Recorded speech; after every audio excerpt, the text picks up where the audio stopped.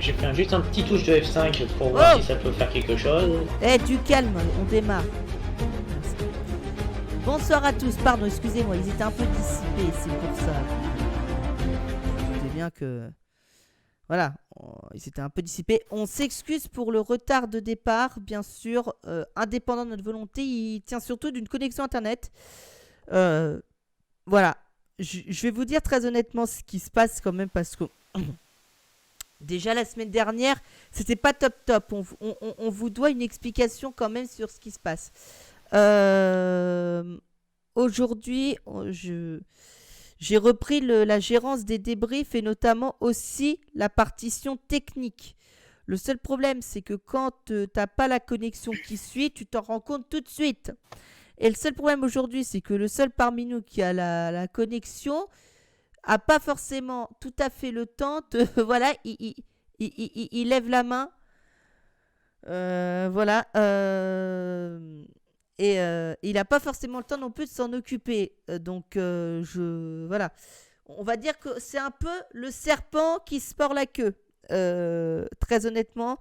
Et j'en suis désolée pour vous parce que je sais que vous avez été nombreux à nous regarder, à nous re-regarder surtout. Merci aux 83 personnes qui ont pris la peine de regarder le hors-série. Bien sûr, vous aurez la possibilité de revoir ce The Débrief dès qu'il sortira sur Twitch. Vous savez que vous avez 14 jours à compter de la diffusion pour revoir le The Débrief. Ça veut dire que si vous n'avez pas encore vu le débrief de... En série. Hors-série, voilà. Le hors-série... Les essais hivernaux, hein. Des essais hivernaux il est encore disponible pour la semaine. D'ailleurs, Linkin nous a mis une magnifique partie sur le groupe Facebook. Donc, allez voir si vous ne l'avez pas vu. Ça concernait le débat sur Michael Masi. Voilà. Et je compte sur toi, Linkin, quand on aura fini, bien sûr, pour... Et je salue... Le débrief d'hors-série, tu me dis, Valentin, si je me trompe, mais il est également disponible sur la chaîne YouTube qui vient d'ouvrir. Alors, oui. Alors, par également. contre, le seul problème, c'est que vous la trouverez pas. Elle n'est pas encore référencée sur YouTube. Je sais pas parce que quand moi je tape la chaîne The Débrief, je ne nous trouve pas. Alors que la chaîne, elle est en marche. Attends, je vais regarder tout de suite. Moi, je l'ai trouvé, hein, je vous le dis. Hein. Tu l'as trouvé? Écoute, si tu peux nous mettre... Oui, moi, je l'ai trouvé, ouais. Si tu peux nous mettre le lien, Cyril, ça va nous aider. Et moi, je l'ai trouvé. Vous l'avez trouvé? Eh ben très bien. T'as tapé The Débrief tout attaché? Ou Oui, c'est ça. Moi, The Débrief je tout me suis attaché? abonné. Bah, allez vous abonner du coup à la pour ce chaîne qui me YouTube concerne. parce que vous retrouverez nos VOD ici à cet endroit. Alors par contre moi je non. Ah oui. Bah moi quand je cherche de mon compte pour avoir un The Débrief, je ne trouve pas. C'est dingue quand même. Faudrait que vous m'envoyiez le lien les gars de la chaîne. Bah, je vais te le faire, Laval. Voilà. Je m'en occupe là. Si vous pouvez le faire, ce serait gentil. Voilà, donc ça, c'est pour l'aspect technico-technique. Mais je sais que vous vous en foutez. Vous, ce que vous avez envie, c'est qu'on débriefe La victoire de Charles Leclerc, les moteurs Honda éclatés, et c'est bon, ça. on a fait la présentation. Et puis, une gamme Pirelli qui a encore fait des siennes. Mais bon, on va en parler. Non, les pneus, ils étaient incroyables. Je veux des pneus comme ça toute la saison. Alors, des pneus où tu peux te suivre, mais on va en parler qui de ça. se dégradent, c'est parfait. Attendez. C'est ce qu'on veut depuis 2012. Attendez. On aura le temps d'en reparler. On va prendre les choses petit à petit. Vous le savez, on a toujours une tradition pour démarrer ce débrief. C'est le tour de la piste qui nous a été proposé par Louis. Alors, vous inquiétez pas, on va faire des petits arrêts sur image. Au niveau de certains virages, Louis me les a dit, mais tu me les rediras en direct, Louis. Tu me dis pause quand il faut que je fasse pause, d'accord? Je le vois comment, le tour? Alors, attends, tu m'as dit... Alors, ah oui, non, pardon, effectivement. Bonne question et bonne réponse. Louis, je te déteste quand tu as la bonne réponse. C'est pas grave. On arrive sur la ligne de départ-arrivée, là. C'est parti pour le tour de notre ami.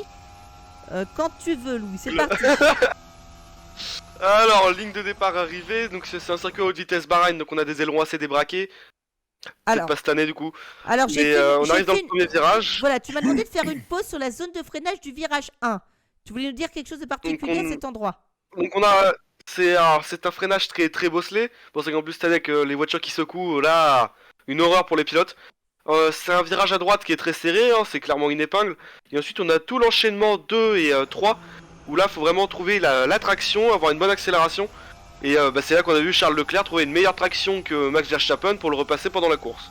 Voilà. Donc Zone voilà, de vraiment un point très important du circuit. Voilà, et là on arrive au virage 4, cette fois-ci, là où tu as fait une petite glisse, mon cher Louis. Alors le virage 4, qui est un virage qui comme ça paraît assez simple, sans forcément quelque chose de compliqué, mais qui en fait est un virage qui s'ouvre beaucoup, mais qui se referme légèrement parce que si vous regardez la piste, hein, ça fait un virage à droite et très légère courbe à gauche, donc faites attention à pas se sortir trop large, sinon tout annulé en qualif et possiblement une PNA derrière en course. Donc Là, on attention, un virage on peut dépasser parce qu'il y a plusieurs trajectoires, et ensuite vous avez l'enchaînement des S, les S Alors de là- Bahreïn. Là, je nous ai arrêté au virage 5. Louis, tu m'as demandé de m'arrêter au virage 5. Alors les S de Bahreïn qui sont en fait un endroit qui au départ déjà est très compliqué, on l'a vu en F1 hein, avec Ocon et Schumacher, on l'a vu également en F3 avec Roman Stanek qui a décollé sur un vibreur. Et en fait c'est un endroit qui est très compliqué, on dirait pas comme ça, on dirait ouais bon c'est plutôt classique des S comme ça. Et par rapport à comment on règle la voiture pour Bahreïn, ça fait que c'est un endroit qui est assez complexe au pilotage. Surtout que D'accord. cette partie-là, c'est Alors, c'est en je dehors, c'est un- reprends au moins pour que vous il y voyez a un la partie freinage des en S. descente après, hein. Oui, Il y a, oui il y a le également un 5, virage en le descente. 6, le 7, et maintenant on arrive à l'épingle du virage 8, Louis. Alors l'épingle du virage 8, alors c'est une épingle où on sort justement de CS en descente, il y a une attaque qui peut être portée ici, si on est déjà très proche GS, ou si on a réussi à prendre une bonne trajectoire justement dans les S, si le pilote devant a fait une petite erreur. Donc là vraiment on peut tenter une attaque, on l'a vu en Formule 3, on l'a vu en F1 des attaques à cet endroit là, je crois que c'est Bottas qui a fait un dépassement ici. Donc et vraiment c'est pas mal, et ensuite dans cette épingle vous ressortez, et là vous avez le fameux virage 9 et puis 10, surtout Alors là, le virage j'ai 10 fait- assez complexe. J'ai avec- fait un arrêt sur image, le 10, il est là. Donc le virage 10 qui est un virage qui est assez complexe parce qu'on est en descente sur un virage à gauche, en plus sur un freinage en appui, donc c'est un freinage qui est long, et la roue intérieure peut beaucoup bloquer. Alors cette année avec les F1 de 2022, on a vu par exemple Nicolas Latifi arriver quasiment tout le temps roue bloquée à cet endroit là, donc c'est assez compliqué. Et Alors. le truc derrière c'est qu'il faut pas rater ce virage parce que sinon on a une ligne droite. Et Voilà. si on a raté le virage, dans la ligne droite on se fait doubler. Là, on est sur la ligne droite avec DRS ouvert, si on est à moins d'une seconde de la voiture de devant ou en qualif ouvert. Et on va arriver à un virage, pour moi, c'est celui qui est l'un des plus intéressants du circuit. Je sais pas si c'est ce que tu penses toi aussi, Louis, mais c'est le 11. Alors le virage 11, donc on arrive dans les deuxièmes S de Bahreïn, plutôt dans un très grand S. Donc c'est un virage qu'il faut faire attention surtout. Alors l'entrée est pas forcément complexe, hein. On peut bien prendre bien à droite, on vient coller le point de corde. Et là c'est la sortie, il faut faire attention à l'extérieur à pas se faire piéger. C'est sale, donc le coup de raquette peut vite arriver. D'ailleurs, Et là Charles vous Leclerc allez s'est là fait- faut réussir à prendre. Charles Leclerc s'est fait piéger. Hein. Je m'arrête avant la deuxième partie du S, mais Charles Leclerc s'est fait piéger à cet endroit en essai libre. Hein. On s'en souvient, tête à queue à cet endroit. Hein. Moi, je Exactement. trouve que c'est surtout dans cette portion-là du circuit que les pneus, on va dire, ils dérouillent fortement, quoi. Ah oui c'est l'endroit qui est le plus complexe pour les pneus, c'est l'endroit où les pneus prennent le plus. Et donc on arrive dans ce virage 11 et en fait il faut réussir à venir coller l'intérieur, enfin finalement, pour prendre le 12. Le 12, donc faut faire bien attention à ce vibreur intérieur du virage 12 qui peut être très piégeux. Je pense que si vous avez joué au jeu F1, vous l'avez vu, hein, tu le touches, je suis fini dans le mur, mais c'est le cas aussi en vrai. C'est un vibreur qui est très piégeux en vrai. Et donc là, faut réussir à sortir large sans trop sortir, évidemment, hein, limite de piste, pour prendre le 13 le plus vite possible, qui est un virage lui qui est plutôt simple. Mais le fait de sortir de ce virage 12 comme ça, très déporté, avec tout le poids de la voiture sur la gauche, faut faire attention à ce virage 13. La roue intérieure peut bloquer. Et on a vu quelques attaques Attends. certains Louis, pilotes dans ce virage 13. Voilà, le virage 13, c'est le virage qui termine le deuxième secteur, on est d'accord, hein. Exactement. Voilà, donc c'est celui-là, on a vu des attaques, effectivement, là, on aborde une légère descente ligne droite jusqu'à l'avant-dernier virage. Tu voulais que je m'arrête sur cet avant-dernier Ah, je virage, reviens. on s'arrête. Alors avant-dernier du virage du circuit qui conditionne toute la ligne droite derrière. Et avec le... Excusez-moi. Et le virage 15 qui n'est pas vraiment un virage, hein, c'est un peu comme les virages à Jeddah quoi. Et en fait, faut réussir à bien le prendre, mais sans prendre l'intérieur. C'est attention à ne pas prendre le vibreur intérieur qui lui peut faire partir. Et surtout cette sortie avec un vibreur qui est assez piégeux. On l'a vu avec Alex Albon en 2020 qui a pris un coup de raquette et la voiture était détruite. Et donc faut bien sortir de ce virage 14-15 pour ensuite avoir la ligne droite et filer jusqu'au premier virage. Tour suivant, voilà, t'as compris. Voilà, super bien. Eh ben écoute, merci Louis pour ce tour du circuit. Alors, j'imagine que c'est pas facile quand on est complètement à l'aveugle. Je te félicite, cher Louis. Voilà, vraiment, tu as ma reconnaissance Bah, c'est et ça. toute ma gratitude. Et bientôt, et bientôt la Nordschleife à l'aveugle. Alors ça, pour faire la Nordschleife à l'aveugle, là, c'est Ah, comme si... presque. Je la pense connais que là, presque tu en vas entier. pouvoir- tu auras plus de chances de le faire en prenant quelques bonnes un vodka, hein, je pense, hein, parce que là... Je le connais presque en entier. Hein. Je suis capable de le faire sans problème. Des tours enchaîner des tours dessus. Je pourrais presque le faire présenter les yeux fermés comme ça. Ouais. Voilà. Bon. Moi, je voudrais juste savoir. Pardon, excusez-moi, j'ai pas mis la bonne scène. Linkin et Cyril, est-ce que vous aimez ce circuit particulièrement ou est-ce que c'est un circuit banal pour vous? Je commence par Cyril. Cyril, ton avis sur ce circuit m'intéresse. Il est là depuis 2004. C'est ça. Il a pas changé depuis une quinzaine d'années, si ce n'est que bon, bah, depuis 2014, il se court en soirée. Mais c'est des circuits, on va dire modernes comme ça, où t'as de grandes zones de dégagement, mais c'est surtout que quand tu fais, on va dire, tu fais des erreurs. Bah, tu peux te rattraper, mais tu peux pas te rattraper, alors que tu peux pas te rattraper sur des circuits oui, de routiers, on va dire, avec de l'herbe et du gravier, genre Suzuka par exemple, quoi. Donc, disons que il est compliqué, je pense, pour les mécaniques. Parce qu'il y a aussi un truc dont on n'a pas parlé, c'est que il est sujet au mouvement de sable sur la piste qui affecte l'adhérence et qui peut rentrer dans les prises d'air et les pontons et qui peuvent occasionner justement des casses mécaniques avec ça. Mais bon, Effectivement. c'est pas celui, moi personnellement, c'est clairement pas celui qui me parle le plus. Je pense que de toute façon, c'est un circuit de début de saison où, comment dire, t'as pas de grands, je dirais, de grands enseignements, on va dire, significatifs à tirer. C'est juste un circuit qui te marque le début de saison et puis voilà, voilà. Mais c'est juste qu'il est compliqué pour la mécanique, on va dire, qui souffre un peu parce qu'elle n'est pas encore fiabilisée, quoi. Ouais, Voilà, après, ok. qu'est-ce que vous voulez que je vous dise de plus? Bah, c'est déjà très bien. Je veux juste entendre Linkin très vite et on peut passer à la partie des infos du paddock et du point technique. Alors en fait, Bahreïn, c'est un circuit qui est relativement pas mal. Après, ce qu'il faut quand même prendre en compte, c'est sur la chaleur. Il y a eu il y a eu une année où il y a eu une exception qui a été faite à Bahreïn, Cyril, que tu n'as pas souligné, mais à un moment donné, ils n'ont pas utilisé ce même type de tracé. Oui, c'était C'était en en 2010, 2007. ouais, effectivement. Oui, voilà, Oui, où ils ont pris une autre oui, tu portion. le dis. Le C'est circuit endurance. 2010 et puis il y a eu aussi la version Outer Track en 2020, souvenez-vous. Ouais, mais c'est Exactement. pas le Grand Prix de Bahreïn, c'est le Grand Prix de Sakir. Ouais, pardon, Ouais, oh voilà. là là. Il joue sur les mots, voilà. Mais vas-y Linkin, continue, tu voulais nous dire oui qu'on a... Mais sinon, c'est sûr que c'est un circuit, comme l'a dit Cyril, qui effectivement épuise beaucoup la fiabilité des mécaniques. Hein. Bon, après, on va en reparler par la suite avec ce qui s'est passé avec Red Bull, mais sinon, effectivement, c'est peut-être pas le circuit qui me parle le plus. Pour moi, l'un des circuits révélateurs, pour moi, c'est Spa-Francorchamps, en Belgique, où là, entre guillemets, faut mettre on va dire sa paire de Corolla sur la table. Oh, ça Mais va. sinon, à part, sinon, on fait ensemble, ça met déjà bien en jambe, quoi. Effectivement, c'est vrai. Bon. Ça c'est fait. Alors pour répondre à Capucine, elle nous demande là où il y a eu le crash de Grosjean, ils ont mis des Tech Pro, j'ai même pas fait gaffe. Est-ce que... Non, Si. non, non, il.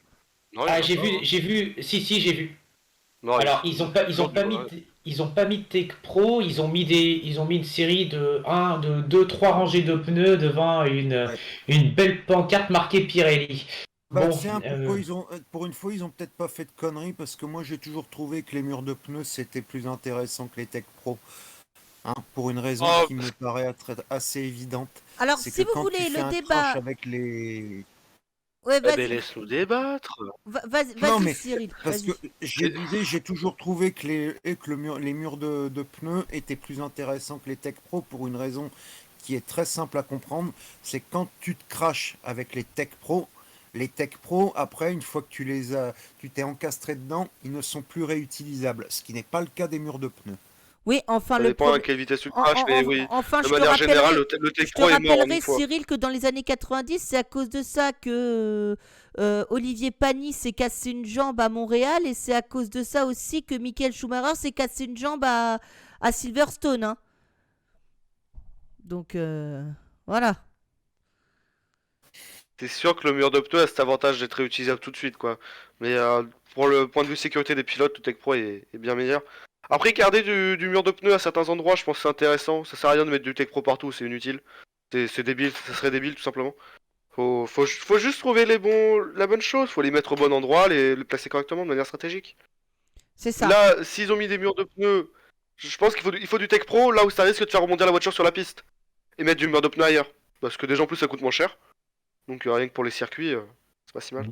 Ah, déjà, à Monaco, mettre les Tech Pro, par exemple, quand tu les mets dans un virage comme Sainte-Dévote, Bah c'est pas. faut éviter qu'ils rebondissent quoi, parce que s'ils rebondissent au milieu de la piste, ça peut être dangereux. Parce qu'on a bien vu, on voit bien que là-bas, c'est Monaco, c'est même pas la peine. Moi, j'ai tendance à penser que sur des circuits comme ça sert pas à grand-chose, quoi. Ah si, le crash de Verstappen en 2015. Oui, Il est sauf rentré dans le Tech qu'après, Pro, bah là on a vu que ça a servi. ça a servi, mais je veux dire, je vois pas de toute façon la grande différence parce qu'on a tellement vu d'accidents à cet endroit-là, si tu veux, que bon, bah, comment Ah dire, mais c'est mieux que s'il tapait la barrière directement. Alors, voilà, Ça a les bien gars. amorti. plein de Et puis pilotes avec qui ont le tapé problème du mur de pneu, t'as plein de pilotes qui ont tapé la barrière, les barrières air à cet endroit-là à Monaco, et je peux te dire que ça a pas, ça change pas ça a pas changé le problème. C'est juste que après, bah, quand les Tech Pro après, eux, ils sont plus réutilisables, et bah, si jamais t'as un autre pilote derrière qui se crache derrière, sans protection, sans rien, là par contre, ça devient plus dangereux. mais il les change les Tech Pro quand il y a un accident. Ça dépend si t'as les moyens de pouvoir les changer. Mais les circuits doivent les changer de toute façon quand il y a un accident. Ah oui, mais après, il faut dire aussi que les circuits payent aussi des droits d'entrée, etc., qu'ils ont aussi des budgets à gérer. Et tu t'aperçois que t'en as, ben, niveau sécurité, ils ont peut-être pas non plus eu, on va dire, tous les moyens de pouvoir le faire et que Ah mais c'est c'est plus obligatoire de compliqué. toute façon. Et Les circuits en Formule 1, en les- en principe, c'est obligatoire, mais mais il y a y a pas une. ce problème en Formule 1. Oui, enfin, c'est jamais. Parce que tu vois, j'ai toujours tendance à penser, tu vois, que le risque zéro, ça n'a jamais Ah existé. mais non Tu mais vois. ça n'a jamais existé, ça n'existera jamais de toute façon. Ça c'est sûr. Mais c'est que le maximum est fait. Les Tech Pro sont changés dès qu'il y a un accident dedans. Et on a vu clairement leur efficacité vers Verstappen 2015. Si on avait mis un mur de pneus, l'accident aurait été à peu près de la même gravité. Enfin, sans dire que c'était forcément très grave. Mais il aurait rebondi sur la piste, qui aurait été un danger pour si une voiture arrivait. Pas la seule voiture qui arrivait, c'est celle de Grosjean en repartant. Donc bon. T'as tellement de pilotes de toute façon qui ont tapé dedans, hein, que. Après, tu parlais avant, Ouais. ils arrivaient pas à 300 dans ce mur, quoi. Les gars, moi, j'adore le sujet Voilà. sur lequel vous débattez, d'accord? Mais si vous voulez, ça pourra faire On y l'objet. reviendra. Il faut qu'on se le note dans Allez. le hors-série de mi-saison, si vous voulez. On se renotera tout ça. Voilà, vous inquiétez pas. Là, on pourra s'éterniser. vous inquiétez pas, de toute façon, ce sera clippé pour mettre dans le groupe. Au moins, Voilà. comme ça fera toujours un peu plus de débat. Ça te fera Bien. un petit débat. Voilà. Eh ben, écoutez, ce que je propose, c'est qu'on rentre maintenant dans le week-end de course à Bahreïn, premier week-end de la saison 2022. Et déjà, un pilote positif au Covid, c'était Sébastien Vettel. Il était remplacé par ce garçon, ce beau blond allemand. Hülkenberg. Voilà. Il est beau, il est grand, il est fort. Il a fait de la Il est blond. F1. Il fait toujours de la F1. Il est blond. Son nom, Nico. Voilà. Hülkenberg, une pole position. Voilà, c'est la totalité de son palmarès. Oui, Brésil 2012. 10. 2010 dans la Williams, avec le moteur Cosworth. Ah, Qui est pardon. d'ailleurs la dernière pole de la moteur. C'est d'ailleurs la dernière pole de la moteur Cosworth.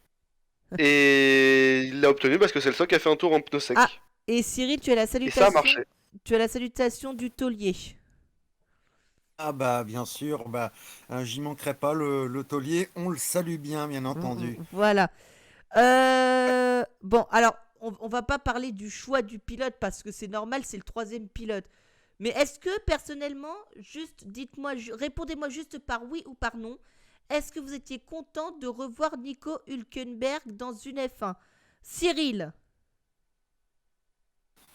Euh, je sais pas, forcément, en lui, ça fait longtemps qu'on l'a pas vu, mais par contre, on va ouvrir un sujet intéressant qui a été, je crois qu'il y avait une déclaration de Sergio Pérez à ce sujet, lui qui pensait que on devrait laisser courir justement des pilotes qui ont été et justement contrôlés positifs, parce qu'aujourd'hui on en arrive à un stade où de toute façon, à un stade épidémiologique où et comment dire, où au final ce truc-là qui nous enquiquine depuis 2 ans, en fait aujourd'hui, il est pas plus dangereux en fait qu'un rhume, hein. Donc je pense que ça devrait être pour moi un véritable sujet, et où faudrait-il tout simplement laisser courir les pilotes qui ont été et contrôlés positifs. Voilà, et ça je pense que Ça c'est dépend de leur état. Ça dépend de oui, leur oui, état. justement, mais je pense pas, justement, il me semble que je ne pense pas que concernant le cas de Sébastien Vettel, que son état suscitait véritablement une grande inquiétude. Alors ça, Donc, ce serait C'est le pas rôle... une nouvelle. Hein. Excusez-moi, ça, ce serait le rôle peut-être des médecins de la FIA aussi. Pourquoi pas? et justement, et puis quand on voit que de toute façon, en Europe et puis dans le monde, la plupart des pays, même au plan international, commencent à lever toutes les restrictions, je pense que c'est une question qui doit être clairement posée aujourd'hui, hein. Je pense que c'est même pas dans plusieurs jours, semaines ou mois qu'il faut se la poser, c'est à partir de maintenant. Voilà. Donc pour moi c'est un vrai sujet à comment dire, c'est un vrai sujet, on va dire, qui doit être débattu et discuté, quoi. C'est vrai, c'est vrai. Ok. Louis, est-ce que tu étais content de revoir Nico Hülkenberg dans une F1? Parce que je t'ai entendu crier Nico tout à l'heure. J'aurais préféré qu'il remplace Stroll hein, quand même. Genre Vettel, on l'aime bien. Hein. Ça T'aurais c'est préféré, autre chose, ça. t'aurais préféré qu'il remplace Ça la c'est fraude. autre chose, hein. Ça c'est plutôt faut juste que tu lui amènes une petite valise, parce que là on est dans une histoire là de gros sous. Non mais c'est bon, Stroll il peut être malade des fois aussi. Non, on lui souhaite pas d'être malade quand même. Hein. C'est juste qu'il s'est fait battre par Nico en qualif quoi, c'est... Alors que le mec a pas roulé quoi, Et c'est puis tout. pas qu'un peu. C'est... Alors pendant que je règle l'image de Louis, vous inquiétez pas que je recadre Louis dans son petit cadre. Linkin, est-ce que tu étais content de revoir Nico Hülkenberg? Oui. Oui, effectivement, parce qu'en fait, Nico Hülkenberg, alors c'est pas qu'une simplement une raison où je l'aime bien, c'est aussi une chose importante, c'est que lui, c'est un pilote aussi d'expérience qui a permis, bon, ça n'a pas apporté grand-chose forcément en course, mais il a su apporter, entre guillemets, de son savoir un peu sur le niveau de la mise au point par rapport à la voiture. J'espère que ça portera ses fruits sur les prochains Grands Prix. Je ne sais pas là-dessus, ça c'est une question qu'il faudra qu'on... Ça, il n'y a que le temps qui le dira. Mais C'est vrai. sinon, oui, mais oui, sinon, ça fait plaisir. Ok, ne vous inquiétez pas, j'étais juste en train de de régler le son de, vous inquiétez pas, de mon casque pour vous entendre bien, mais pas trop fort non plus pour pas que ça résonne dans le micro. Moi, pour ma part, j'étais plutôt aussi satisfait de revoir Nico. Ça fait toujours plaisir de le revoir. Hein. Ça veut quand même dire enfin, qu'on lui fait confiance en tant que pilote d'expérience. Vous voyez ce que je veux vous dire? Ouais. Donc, donc voilà, j'étais content. Maintenant, si vous le voulez bien, on va passer, si vous le voulez bien, on va passer au point technique. Alors, pour ceux qui regarderaient les débriefs pour la première fois, à chaque débrief, où il va essayer en tout cas, Linkin va nous proposer un petit point technique sur certaines évolutions des voitures, vous expliquer certaines choses. Et ce soir, tu vas nous proposer 3 petits points techniques, un sur Alpine, un sur Red Bull et un sur Ferrari. On commence par l'Alpine, si tu veux bien. Bon, bah, de toute façon, Alpine et Ferrari, on va les mettre les deux exactement dans le même panier parce que c'est juste la simple bonne raison qu'Alpine a copié le concept des sidepods de Ferrari. Voilà. Pour ça, justement, bah, Valentin, est-ce que tu peux m'envoyer les images, s'il te plaît? J'ai Bon, même envoyé... si ça sera à l'aveugle. Elle est déjà envoyée l'image d'Alpine, hein, t'inquiète pas. Oui, mais je crois que j'ai mis une image aussi de Ferrari que je t'ai envoyée. Oui, mais alors... N'oublie pas, dans les photos, je t'ai envoyé. Oui, mais moi, je voulais que tu parles d'Alpine, pas de Ferrari. Oui, mais justement, je t'ai dit, comme je l'ai dit, Alpine a copié le concept des sidepods de Ferrari. Ok, C'est-à-dire qu'en fait, voilà, Ferrari a j'ai mis la porté depuis photo de le début. Ferrari. Voilà, ça y est, j'ai mis la photo de En Ferrari. fait, voilà. Bah, en fait, ce qui se passe, c'est que Ferrari a opté depuis la conception de la voiture et a utilisé ça durant les essais vernaux. On le voit bien sur les côtés, au niveau des pontons, à l'endroit où il y a juste au-dessus des bargeboards, etc., là où sont stockés tout ce qui est les radiateurs, etc., il y a un creux dedans. Et ce système de creux-là, il permet à ce que l'air elle glisse pour pouvoir davantage appuyer sur la voiture. En tout cas, pour qu'elle soit davantage plaquée. Et du coup, Ferrari a trouvé ce système qui a plutôt pas mal marché. Et Alpine s'est dit, bah tiens, là on y transite. Et bah comme les Italiens, ils ont réussi à faire un truc bien, et ben on va copier sur eux. C'est ce qu'ils ont fait, seulement, bah personnellement, pour moi de mon côté, ça n'a pas trop été convaincant, même si entre guillemets les résultats sont pas si mauvais. Et puis, on va finir ensuite avec Red Bull. Voilà, je sais que je vais un peu vite, vous m'en excuserez. Mais bon, je Alors, peux pas en Red dire Bull, de... voilà, j'ai mis la photo de Red Bull. Alors, juste parce que tu les vois pas à l'aveugle, Linkin, t'es complètement à l'aveugle.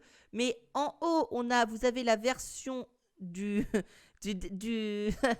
Eh, t'inquiète pas, Angel, on relèvera la blague plus tard, puisque les gens qui nous regardent en direct, pour eux, ils sont encore au Tech Pro de tout à l'heure, donc vous n'êtes pas fini encore. Euh, En haut, vous avez ce qu'ils avaient comme package pour le dernier jour des essais hivernaux à Bahreïn, et dans la petite bulle, la version du début de saison, Linkin, n'est-ce pas?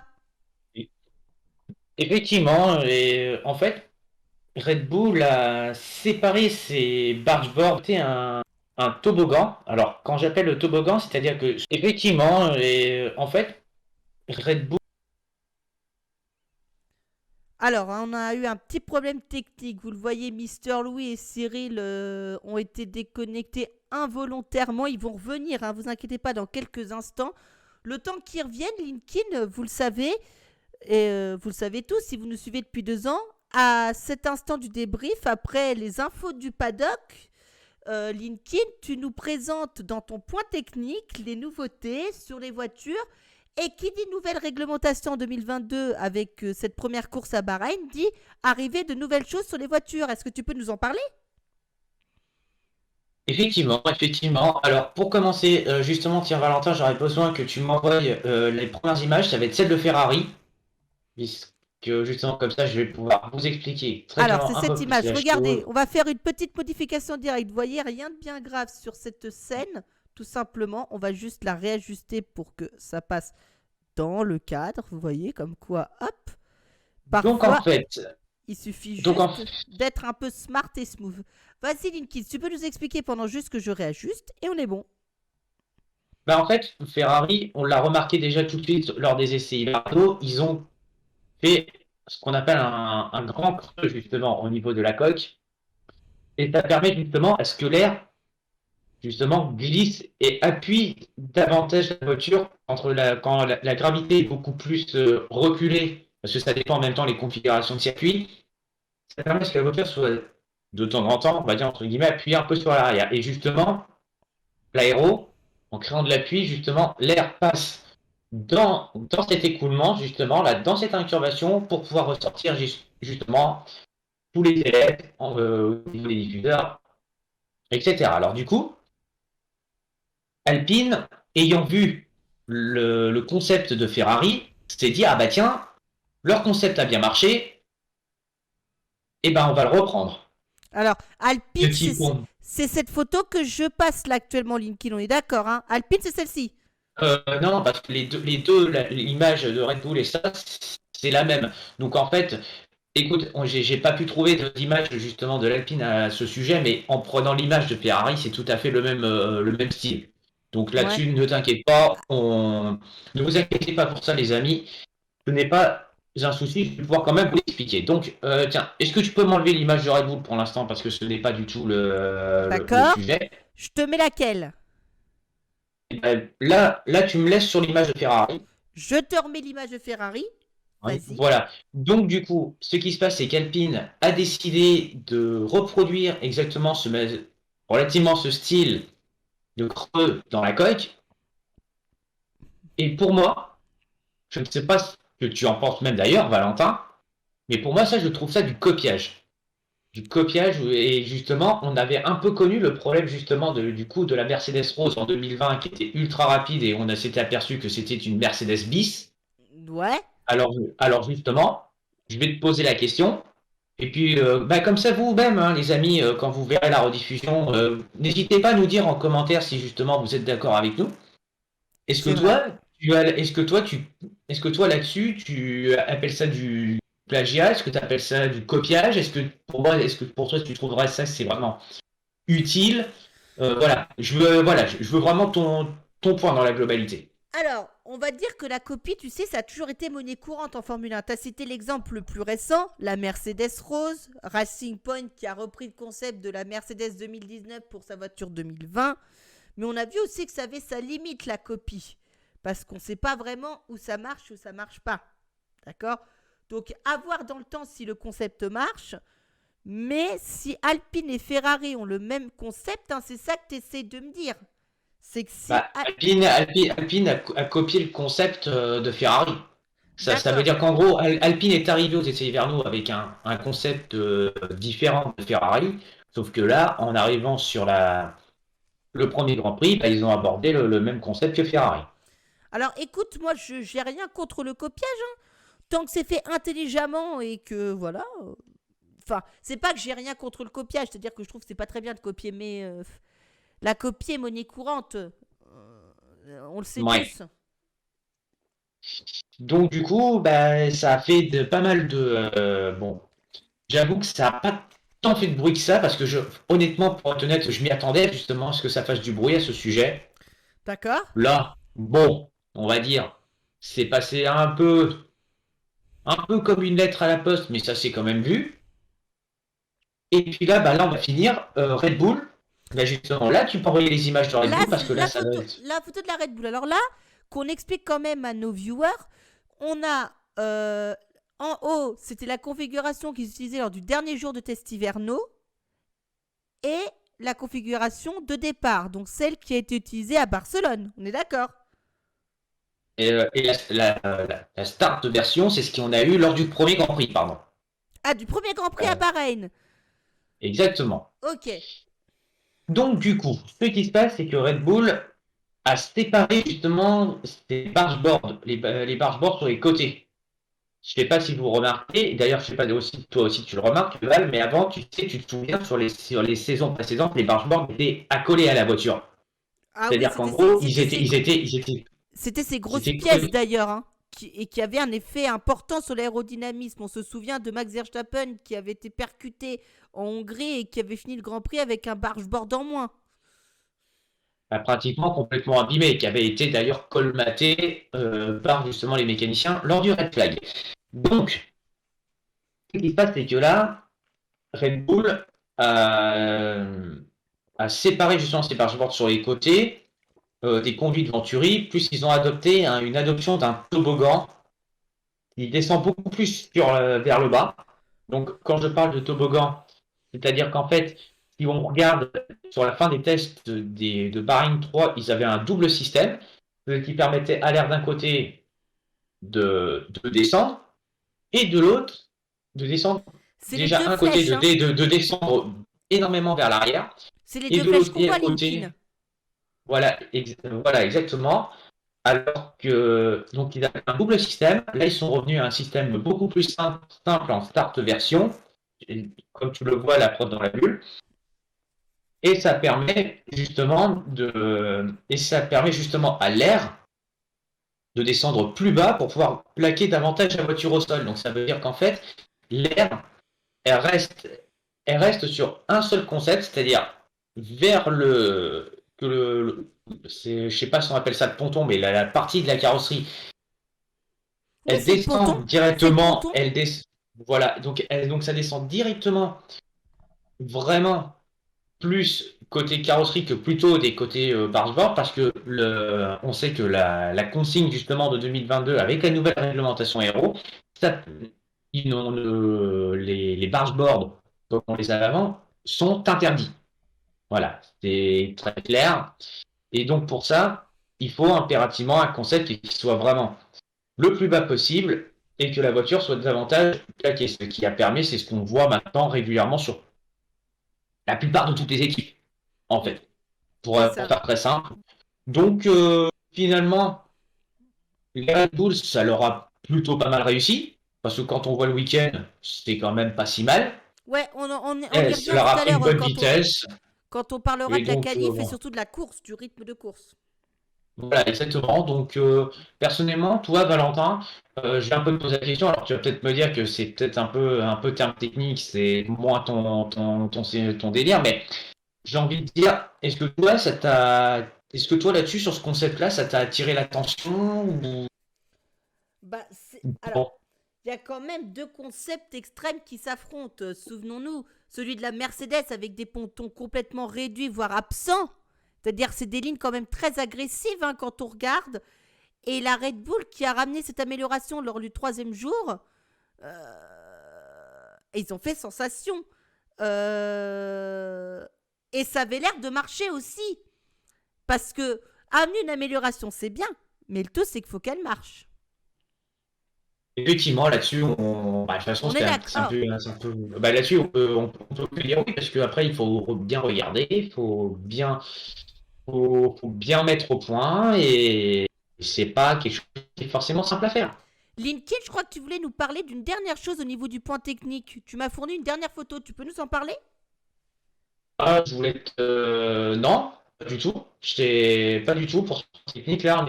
Bah, en fait, cette Ah oui, image-là, par cette rapport à dernière. Red Bull, je le montre comme ça vite fait, mais ça va être vraiment assez rapide. Non, non, non, non, ne modifie rien. Euh, En Ah, fait, là, on le voit, la Red Bull a adopté, on voit bien tu te souviens de la première incurvation du All Spec. En fait, le All Spec, c'était ce qu'il y avait avant. Ça ouais, c'est permettait en l'ancienne fait, en gros, spécification. voilà, en fait, l'ancienne spécification avait un angle beaucoup plus, euh, Beaucoup plus linéaire. Et beaucoup là, plus linéaire. on a cassé un endroit. Voilà, c'est ça. Exactement. En fait, ils ont cassé cet endroit dans le but d'accélérer davantage l'air, davantage l'accélérer pour avoir encore plus d'appui. C'est aussi simple que ça, en fait. Ils ont simplement fait ça et puis ils ont mis quelque chose de droit. Ils ont mis quelque chose de beaucoup plus droit sur la nouvelle spec que par rapport à la old spec qui, elle, était beaucoup plus bombée, si tu le vois au niveau des entrées. Ouais, Donc, ouais, ouais. donc finalement, au bout du compte, Bah, ça a apporté quand même sa petite spécification. On va dire ça a apporté son lot, mais on verra bien ce que ça. On l'a vu, on verra après ce que ça donne en course. C'est vrai, c'est vrai. On verra bien ce que ça a donné après en course. Euh, eh ben, écoute, merci Linkin pour ce point technique. En tout cas, vous le savez, à tous les débriefs, on vous proposera toujours un petit point technique quand il y en aura un sur les évolutions des voitures. Et en plus, en 2022, on risque d'avoir plein de choses à dire, Linkin, parce que c'est des voitures fondamentalement différentes dans la conception aéro notamment. Et donc, ça, il risque d'y avoir des choses assez intéressantes, surtout au niveau des concepts, parce que du coup, chaque équipe a adopté un concept. Et d'ailleurs, ces concepts ont pu être épurés. Alors, on n'a toujours pas retrouvé nos copains Mister Louis et Cyril. Ne vous inquiétez pas, ils vont revenir. Quelques petits problèmes ce soir. Vous inquiétez pas pour la première. Hein. Comme toute première, il y a toujours des problèmes. Voilà, vous voyez. Et on regarde ce que ça a donné au niveau des essais libres, cher Linkin, quand même. Allez, En allez, on attendant, y en va. attendant qu'ils arrivent, on espère qu'ils reviennent pour la course quand même, parce qu'on va avoir besoin d'eux pour la course. Hmm. Regardez, la première séance d'essais libres officielle de l'année, eh bien, c'est Pierre Gasly qui l'a dominé devant Charles Leclerc et Carlos Sainz. Et les Red Bull n'étaient que 5 et 10. Alors, avec des choix de pneus différents, vous le voyez, certains ne roulaient qu'avec des pneus médiums, d'autres avec des pneus soft. Et puis, bah, Valtteri Bottas, problème, hein. Une nouvelle fois, un problème de fiabilité sur son Alfa Romeo, malheureusement. Et ouais, Linkin, Valtteri Bottas, bon, c'est un manque de chance, entre guillemets. Bon, la voiture, elle manque de fiabilité, mais entre guillemets, c'est que la première course. Et bon, toujours le plus important, c'est toujours d'abord de marquer des gros points tout de suite aux premières courses ou être là tout de suite dans les premiers essais. Mais bon, hein, on va dire, hein, la faille mécanique, malheureusement, est toujours un problème se- que toutes les équipes se battent de façon continuelle depuis bien tant d'années. alors pareil, les As, elles étaient bien basses. On s'attendait à ce qu'elles soient plus hautes vu les performances qu'elles avaient fait aux essais hivernaux, sachant qu'elles avaient déchargé en essence, déchargé en tout seul, c'était fait un peu plaisir. Mais Mick Schumacher et Kevin Magnussen, seulement 18e et 19e, mais eux n'ont pas testé des pneus rouges. Par contre, ce qui est plus dramatique, c'est les McLaren. 16 et 17. C'est juste incroyable. Alors, comment peut-on expliquer qu'une voiture, entre guillemets, qui était La quatrième force du la plateau avec. quatrième force, voilà, la quatrième force du plateau l'année dernière, et que là, on la retrouve dans le fond de grille, excusez-moi, j'ai l'impression de me dire qu'on est en train de revivre le cauchemar McLaren Honda. J'ai Ah, vraiment l'impression que c'est ça. J'ai l'impression de revivre ça. C'est alors fou, que, hein. alors que l'écurie de Vauxhall s'en était relevée quand même de Honda. Mais ouais, mais ce qu'il faut dire, c'est que McLaren, mais après l'affaire McLaren Honda, c'était le gros problème. McLaren était eux-mêmes pour responsables. Le constructeur Honda, les Japonais, eux, ils faisaient comme ils pouvaient. Et il faut dire que depuis que Honda s'était associé avec Toro Rosso devenu AlphaTauri, puis Red Bull, ils avaient étudié un concept qui était largement beaucoup plus simple. C'est-à-dire, je le rappelle, Toro Rosso avait dit à Honda à l'époque, vous, je sais, nous sommes au courant que vous avez eu beaucoup de problèmes avec McLaren. Nous, ce qu'on va vous demander, c'est que on vous laisse libre du concept du moteur. Vous le construisez du mieux que vous pouvez, tout en respectant la réglementation. Et Dès nous, que le moteur est fait, et nous on construit, vous nous l'amenez, on construit la voiture autour. et on construit la voiture autour. Ce qui n'était pas le cas chez McLaren, puisque le moteur ne s'intégrait pas très très bien dans le châssis de la McLaren à l'époque. C'était C'est ça. un vrai problème. C'est ça. En fait, c'était tout le contraire, McLaren, ce qu'ils faisaient. C'est qu'en gros, il fallait adapter le moteur à la voiture. Voilà, Ce c'est que ne ça. font généralement. Et puis après, quand Red Bull, quand ils se sont associés à Honda pour 2019, quand ils ont vu les performances de Toro Rosso avec ce concept-là, bah, ils ont dit, eh ben, écoutez, on ne change rien. On garde ce concept. Et ça a très très bien marché, puisque quand on voit les résultats qu'a fait Verstappen, quand on voit les résultats même encore aujourd'hui, eh ben écoutez, tout bénef. Et voilà, en fait, en gros, le malheur des uns fait le bonheur des autres. C'est vrai. Puisque, puisque là-dessus, McLaren s'est complètement foiré et que d'un autre côté, Red Bull s'en est très bien sorti. Et même Toro Rosso, devenu AlphaTauri. Donc voilà, je dis pas ça pour dire ça sans rien dire, mais je dis ça pour vraiment pour replacer les choses dans leur contexte. Non, mais t'as raison.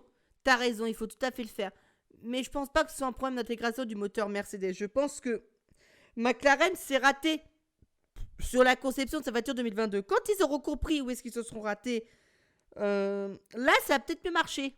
Mais pour l'instant, ça marche pas. C'est Et, ça. et ça peut prendre des semaines, comme ça peut prendre des mois, comme ça peut prendre 2 saisons, on sait pas. On passe au Ah, non. résultat de la séance d'essai libre 2, celle qui s'est déroulée le soir et qui est la plus représentative. Et là, cette fois-ci, c'est Max Verstappen qui s'est imposé dans cette séance devant Charles Leclerc, Carlos Sainz et George Russell. Et là, bah. on a les 2 As dans le top 10 qui encadrent Hamilton à seulement 1,2 seconde de Verstappen. Déjà, ça promettait. Et ouais, mais bon, on va dire que. Est-ce que, très clairement, est-ce qu'on doit être surpris des performances qu'ont pu donner notamment les As? Bon, alors, quand je parle des As, il y a notamment Mick Schumacher qui fait quand même 8e, Kevin Magnussen 10e. C'était quand même de belles performances pour l'écurie américaine, parce que quand on voit ce qu'ils ont connu Bah, comme grosses pendant deux difficultés, saisons, voilà, ils trustaient voilà les comment ça dernières avait positions. été. Voilà, c'est ça. Là, un Russell qui est vraiment, on va dire, efficace, bon, qui devance Lewis Hamilton. Bon, je dis ça, mais j'ai l'impression que. Alors, faut pas s'enflammer. C'est vraiment confirmé sur les prochains Grands Prix. Mais je trouve Russell, pour l'instant, plutôt à l'aise. En tout cas, un peu mieux que ce que l'est Lewis Hamilton. Après, bah, entre guillemets, advienne que pourra. Parce que ça serait bien, le but, c'est d'avoir une bataille avec quand même pas mal de pilotes. Et pas que deux. Oui, mais on verra quand on regardera la course, quand même, il y a une bataille entre 2 écuries, soit 4 voitures déjà. Ce qui est pas mal. Oui, justement, mais ça, justement, ce plan à 4 ou à 4 voitures, il faudrait bien que ça continue plus sur long terme. C'est ça que je veux parler. Tu vois? Oui. Et pourquoi pas avoir une remontée d'Hamilton? Justement, ça pourrait être très intéressant. Les Il peut y Mercedes avoir. qui viennent se mêler à ça, ça peut être tout bonnement les choses parce que on dit toujours, c'est toujours ceux qui sont dans l'arbre quand ils s'arrachent le truc, c'est tout quand ils s'arrachent le comment je vais dire ça?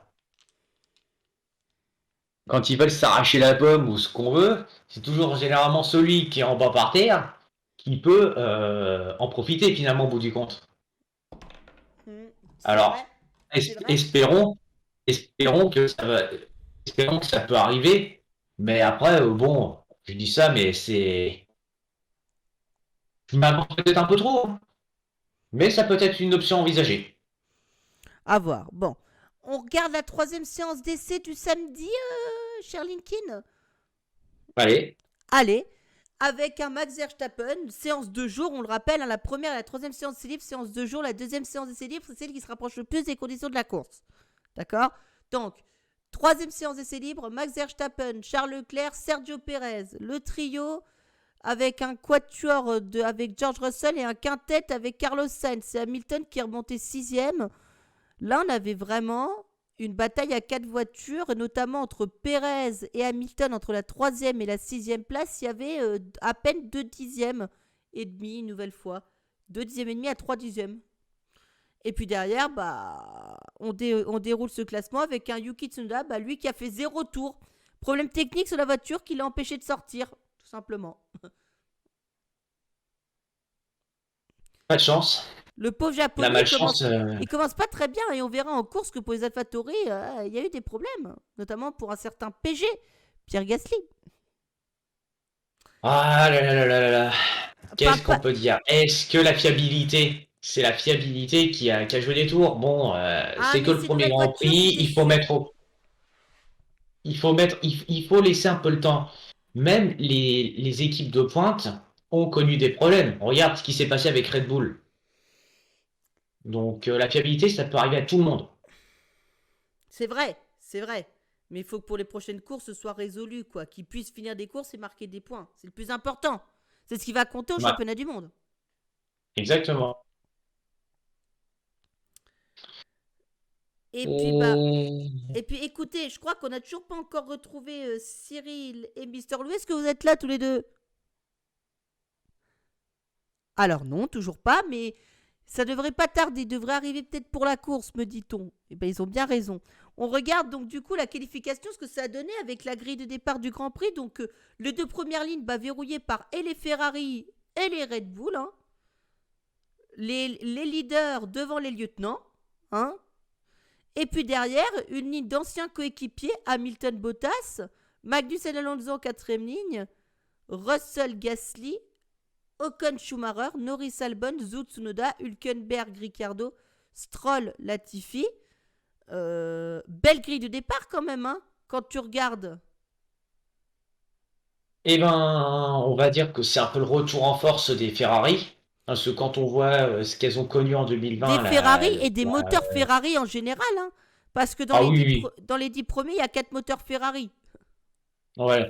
Bah, honnêtement, les Ferrari, je suis très, très, vraiment très, très content qu'ils reviennent. Tiens, bon, les Red Bull, est-ce qu'on doit être forcément être surprise? Non, très clairement.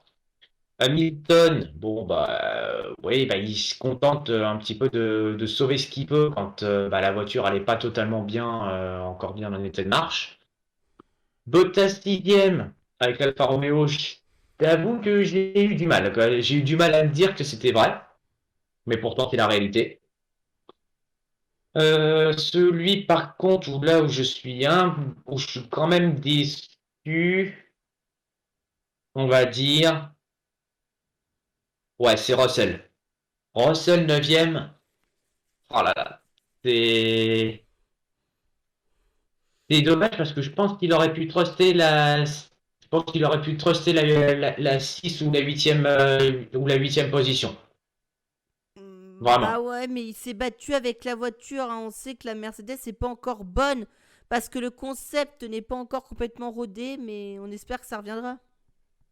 Ouais. Donc du coup, bah, là où je suis beaucoup moins surpris, bah, Pierre Gasly, qui est toujours dans les 10 premiers. Alors lui, c'est bon bah voilà, c'est la régularité dont il fait preuve, qui est Ah, absolument. habituellement, il est un peu plus haut. Hein. Parfois, il nous tapait des sixièmes places, des cinquièmes places, Oui, tranquille. oui, oui, bien, oui, oui, mais bien sûr. Mais ce que je veux dire, il reste toujours dans ce midfield-là. Il est toujours vraiment dans une bonne constance, dans un bon midfield entre le haut de field et le milieu. Il est toujours généralement dans ces zones-là. Là, il y a encore. Bon, pour l'instant, ça commence bien, mais il faut confirmer. C'est encore à confirmer par la suite. Eh ben, écoute, je pense qu'on a vu ça, effectivement. Oula, alors on a un petit problème technique. Oula, qui entraîne une déconnexion. Vous inquiétez pas, on va peut-être être déconnecté temporairement, mais on revient très vite pour la course, bien sûr, hein, pour les résultats de la course. Et tiens, Mister Lou et Cyril nous rejoignent à l'instant et je crois que les gars, attendez 2 secondes, on a un problème de connexion, mais on revient tout de suite en live, vous inquiétez pas.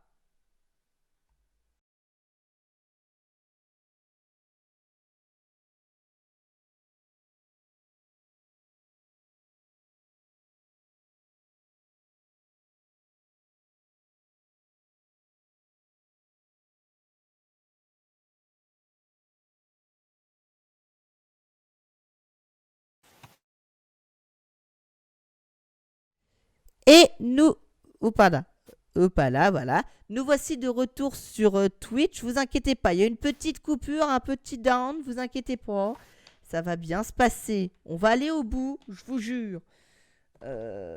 Normalement, ça a redémarré pour vous tous. J'espère surtout que ça a redémarré pour vous. Parce que sinon, c'est un peu con quand même que ça n'ait pas redémarré pour vous. Mais voilà. On verra bien ce que ça fera. Bon, en tout cas, voilà. On est au moment de la course. Voilà, on a parlé de la grille de départ, on repart de la course et vous vouliez parler du décollage de Checo Pérez et de tous les autres. Alors, Allez-y, les alors là, gars. j'avais fait une globalité, hein, Valentin. En fait, en tout cas, je vais te réexpliquer un petit peu la donne. Dans l'ensemble, il y a eu un bon départ de la part de tout le monde, à l'exception de Sergio Pérez qui a perdu 2 positions à cause d'un temps de réaction qui a été légèrement supérieur par rapport à Lewis Hamilton et à George Russell, si je dis pas de bêtises, parce qu'il perd 2 positions. Du coup, sinon, après, dans l'ensemble, rien n'a signalé au premier virage. Et puis après, ça a été une course, on va dire, où il s'est passé pas mal de choses. C'est-à-dire qu'en fait, on a eu pas mal de dépassements qui se sont produits pratiquement à tous les tours, hein. On peut penser à Hülkenberg, hein, qui a de suite pris le dessus sur Norris, Perez qui a remonté direct sur Magnussen le tour suivant, pour ce qui est pareil pour Russell, et puis après on a eu un premier contact, je crois au 4e tour, si je ne dis pas de bêtises, entre Esteban Ocon et Mick Schumacher. Alors du coup, C'est ça. Val, t'es toujours présent? Oui, je suis là, je vous Ok, écoute. bon, donc du coup, Val, je vais te poser un petit peu aussi ta question pour ça. Le contact, toi, entre Mick Schumacher et Esteban Ocon, est-ce que tu penses plus, est-ce que c'est plutôt pour toi un incident de course ou plus ou une faute Non, vraiment c'est un incident d'Esteban de course. C'est un incident de course dans la mesure où, excusez-moi, dans la mesure où il a reconnu Esteban qu'il avait fait une faute, hein, bien sûr. Donc c'est de sa faute, en fait, tout simplement. Donc voilà. Donc vous inquiétez pas, donc, il a reconnu que c'est de sa faute. Il avait Donc ce qui s'est passé en fait, il a il n'était pas. pas à la Si je hauteur. cherche un peu à comprendre, parce qu'il y a comment dire, il y avait pas, comment dire, ils se sont pas laissés assez de place. Bah en fait, il Comment n'était dire, pas il y a eu complètement à la hauteur. Il a voulu le dépasser, vous savez, dans le S de la fin du premier secteur, mais il n'était pas tout à fait à la hauteur. Et il a percuté roue arrière gauche contre roue avant gauche contre roue arrière droite. Tout simplement. Ah d'accord. Il y a pas eu, il y a eu du dégât aussi Non, sur Mick, il cet est juste accro ou pas? parti en tête un petit peu en dérive, mais Travers. en travers, voilà. il l'a rattrapé. Mais, Oui. Bon, c'est pas grand-chose, hein. Il y a pas de quoi casser 3 pattes à un canard dans ce cas.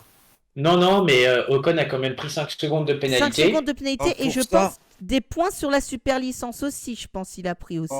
alors, alors 5 secondes de pénalité pour ça, franchement, c'est comme si tu me disais que dans un match de foot, tu siffles une main pour un joueur, on va dire, qui on lui a tiré dans et avec le ballon dans la main, alors juste parce qu'il voulait se protéger pour pas le prendre dans la figure. Enfin bref, si tu donnes 5 secondes de pénalité là, à ce moment-là, tu donnes 5 secondes de pénalité et on va dire, pour tout et n'importe quoi. C'est Enfin vrai, bref. Ah bah, c'est vrai. ah bah Je de, défends pas, je défends pas Esteban Ocon, mais là, ça devient ridicule, quoi. de toute façon, Cyril, c'est pas nouveau que la FIA se mette à coller des pénalités qui sont certaines fois un peu disproportionnées, hein. C'est comme ça Bah le oui, cas depuis certaines années. Et voilà. bah oui, mais bon, après, le problème, c'est que ça s'est pas arrangé, c'est de pire en pire, quoi. Et c'est ça. Donc j'ai envie de dire, après, on va s'étonner qu'on a un sport qui est totalement aseptisé, où on laisse pas les pilotes se battre, et dès que ça se ça couine à la radio, quoi. Sérieusement, quoi. J'ai envie de Ah dire, bah écoute, hein. les Américains en IndyCar, quand ils voient les pilotes de F1 comme ça, mais ils rigolent, quoi. Ils leur rient à la gueule, sans Ah bah déconner, quoi. Cyril, de toute façon, où ce qu'il faut être clair, si tu veux un vrai duel de F1, tu reprends chez Villeneuve, René Arnoux. C'est pas compliqué. Ah, Ah, ou bien avec avec Niki Loda, les Nelson Piquet, les Prost, les Senna, si tu veux, pas de problème. Mais là, franchement, quoi. Après, on se demande, on si c'est pas devenu excusez-moi du terme, mais un sport de lopette, quoi. Sérieusement. Je, ah je sais bah pas. ça. Donc du Bon, coup, ce qui se passe. se poser la question, quoi. Enfin bref, poursuis, vas-y. Donc du coup, ce qui se passe, c'est qu'après, c'était une course qui a été où finalement il s'est pas passé ultra énormément de choses. Hein. Si c'est pas mal de dépassements un petit peu un petit peu dans les différents paquets, en tout cas dans les différentes portions du peloton. Après, là où la course a commencé à être intéressante, ça a été au moment des premiers arrêts au stand, où là, entre guillemets, au tour 12, Lewis Hamilton pit pour mettre des gommes dures, et pourtant, depuis le début du week-end, nos chers Italiens de chez Pirelli ont dit n'utilisez surtout pas cette gomme dure parce que malheureusement, elle ne tient pas la piste. Il n'y a pas du tout de grip. Et pourtant, qu'est-ce que fait le Britannique? Et malheureusement, il en a fait les frais parce que malheureusement, il n'avait pas du tout le rythme pour pouvoir suivre Leclerc, Verstappen, etc. Alors à ce moment-là, alors là, que dire? Là, Combien il y a eu de changements de pneus au total pour la plupart des pilotes? C'était il y quoi a les eu, il stratégies? y a les stratégies, c'était soit alors il y avait plusieurs possibilités. Tu avais soit voire Pirelli avait suggéré deux types de stratégies. Une stratégie à un arrêt, soit une stratégie à deux. Or, les pilotes se sont rendus compte que, en fonction par rapport au grip apporté justement par ces nouveaux pneus de 18 pouces, et ils se sont aperçus que ça suffisait un peu Ah plus bien vite, ou sûr, alors, etc. Ou ah alors, bien ça sûr. n'avait. Et donc, du coup, ils ont opté plutôt pour du 3. Eh ben voilà. Ah bah, bienvenue encore pour comment dire dans l'usine à guimauve de chez Pirelli. Magnifique. Ah putain, on n'arrête pas le progrès, je te jure. Ah, mais écoute, Cyril, est-ce que, franchement, là-dessus, est-ce que tu t'as. Personnellement, je n'allais pas être surpris, très clairement, de ce qui allait arriver avec ces pneus de 18 pouces. Ça Ah faisait non, parce que tu déjà. as la surface de contact qui est augmentée, mais mais le pire dans tout ça, on va aussi demander à Valentin, c'est que même Ah, Valentin, là, quand tu il. t'attends, moi j'ai envie de vous demander, c'est une chose, c'est que finalement, en fait, même quand tu t'attends à rien, en fait, t'es quand même déçu. C'est ça le pire. Non. Est-ce qu'on s'attend encore à quelque chose de Pirelli sans déconner? Ouais, Ah ouais, non. franchement. Non, mais franchement, quoi, je veux dire, quand on nous dit, alors, s'ils nous disent, ils nous expliquent sans arrêt, c'est tous ces clowns là, que n'utilisez pas la gomme, la gomme dure. Ça sert à quoi qu'ils fassent qu'ils fassent, on va dire, des pneus, ceux-là? Putain, mais moi, je trouve, c'est extraordinaire.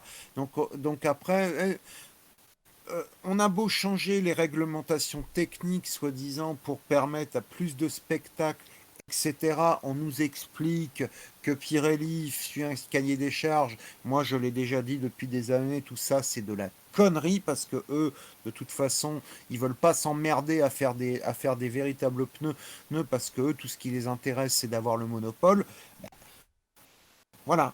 Voilà, donc Oh, ça, mais. je vais pas revenir, comment dire là-dessus. On va pas refaire le débat là-dessus parce que sinon autant faire des précédents débriefs qu'on a fait, puis on n'a plus qu'à aller chercher un café, et puis on met un précédent live, comment dire, en audio ou en rediffusion, bon, et puis comme ça tout le monde, on va dire, comprendra.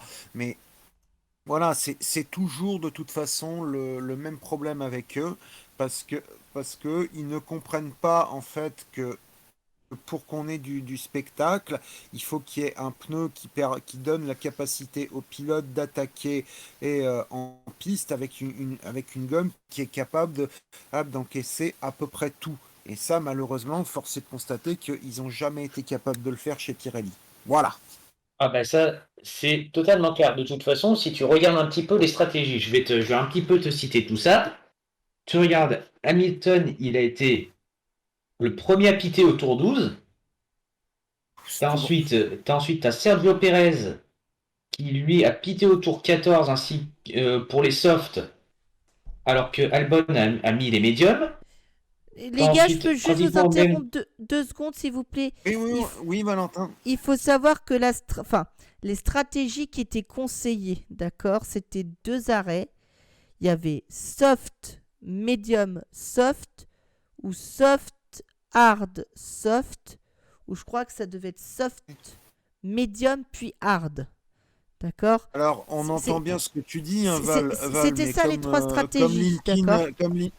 Comme Linkin l'a dit, après, les pilotes, les team managers et directeurs d'écurie se sont bien rendus compte que, comment dire, que c'était des stratégies totalement fantaisistes, en fait, des prévisions totalement fantaisistes de Pirelli. À savoir, vous Donc savez, voilà. on l'a pas évoqué au moment de parler de la grille de départ et du départ en lui-même, mais vous savez que la règle des pneus de Q2 a été abolie, hein. Les pilotes ont pu partir avec la gomme qu'ils voulaient. Tout le monde est parti en pneus Ah rouges, ouais, sauf les McLaren qui sont partis en pneus médium. même pas les pilotes du top 10 ou ça, c'est fini ça, d'accord. Ça, la Ouais, règle Donc, est voilà. abolie, c'est fini, Cyril, cette année. ah ouais, donc voilà. Mais attendez, mais c'est quand même dingue. C'est-à-dire avec une gomme rouge, une gomme tendre, tu fais pas plus sur un circuit comme ça, tu fais pas plus qu'entre 10 et 15 tours, c'est ça? Bah, en fait, Cyril, bah, ça dépend un petit peu du fonction du pilotage. C'est tout simple. Ouais, C'est-à-dire qu'en gros, tu vois, il y en a qui sont beaucoup plus économes sur leur gomme que d'autres. Il y en a qui sont très attaquants et puis ils bouffent leurs pneus plus vite.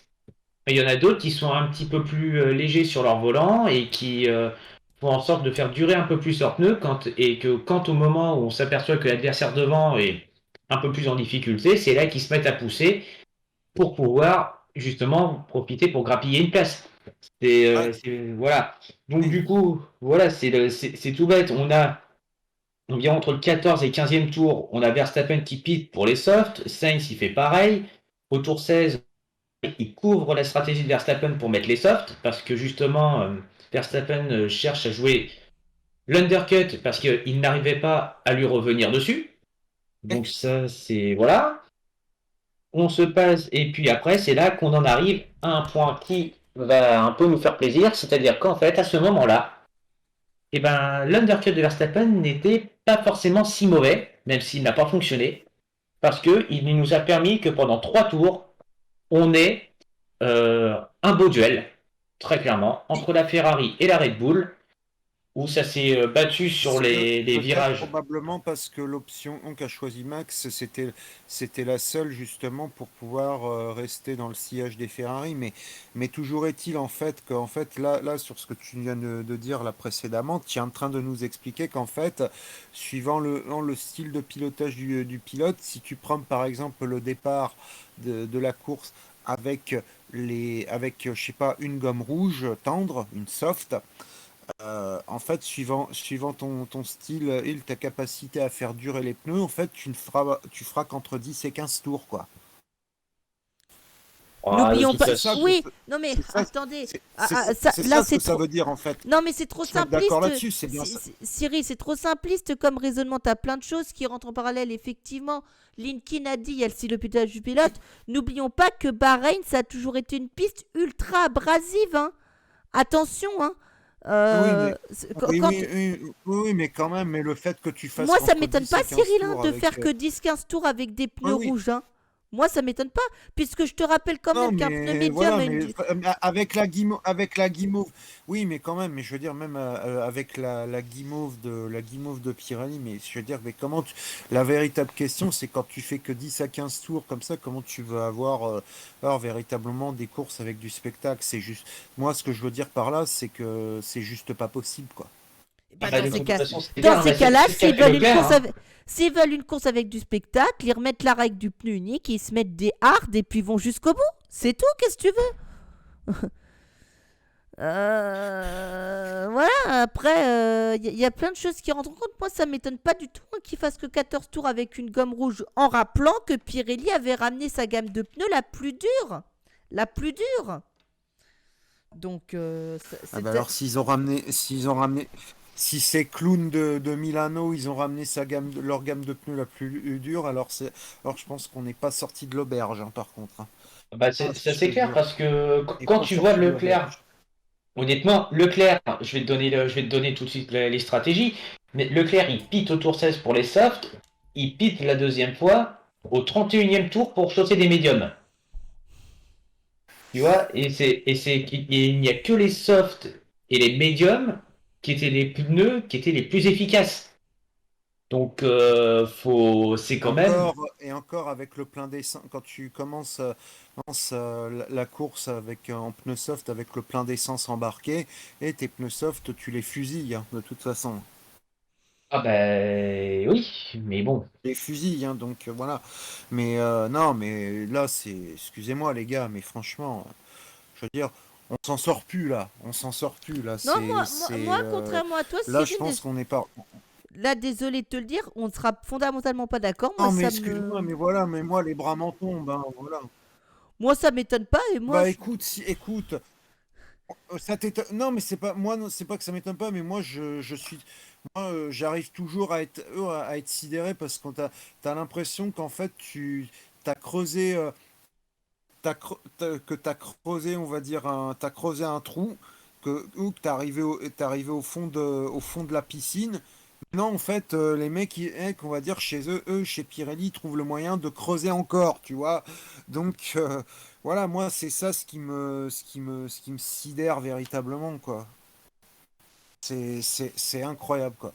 Hmm. C'est incroyable. Enfin, bref, je vais pas remémorer et le passé, mais là, franchement, avec d'autres manufacturiers qui étaient d'un tout autre niveau que ça, mais là, franchement, oh là là là là là Ah là bah, là, moi, c'est sûr qu'à l'époque du duopole Michelin Bridgestone, c'était quand même c'était, sacrément c'était des stratégies qui étaient c'était quand une même. autre époque. Ah oui, ça C'était c'est une autre clair. époque. C'était une autre époque. Mais bon, je pense que ça sert à rien de ressasser le passé. De toute façon, le truc, c'est d'essayer de voir si on peut trouver la lumière du bout du tunnel. Et ça, malheureusement, c'est pas gagné. Ah bah Bref, la suite. de toute façon, ce qu'il faut se dire, et ça je vais quand même faire plutôt une globalité parce que le problème c'est que sinon on va trop s'éterniser. Cette course, elle s'est jouée beaucoup à la stratégie. C'est ça en fait. Sans blague. Il y a pas eu, ok, il y a eu des dépassements, on en a eu pas mal, mais globalement à chaque fois ça pas se mal joue en tout le fond de temps à la peloton, encore stratégie. une fois. Et Eh, attends, on a la oh, moitié. J'ai entendu même pas la moitié de ta phrase. Est-ce que tu peux répéter? Moi, parler morse. Non, je Val. déconne. Non, Oui, tu je, disais, Val. je disais, on a eu beaucoup de dépassements en milieu et en fond de peloton. Ouais. Oui, voilà, c'est ça. On va dire, et après, ce qui s'est passé, c'est que malheureusement, bah, les Ferrari ont été largement bien dans le coup depuis le début en tout cas depuis le début de saison.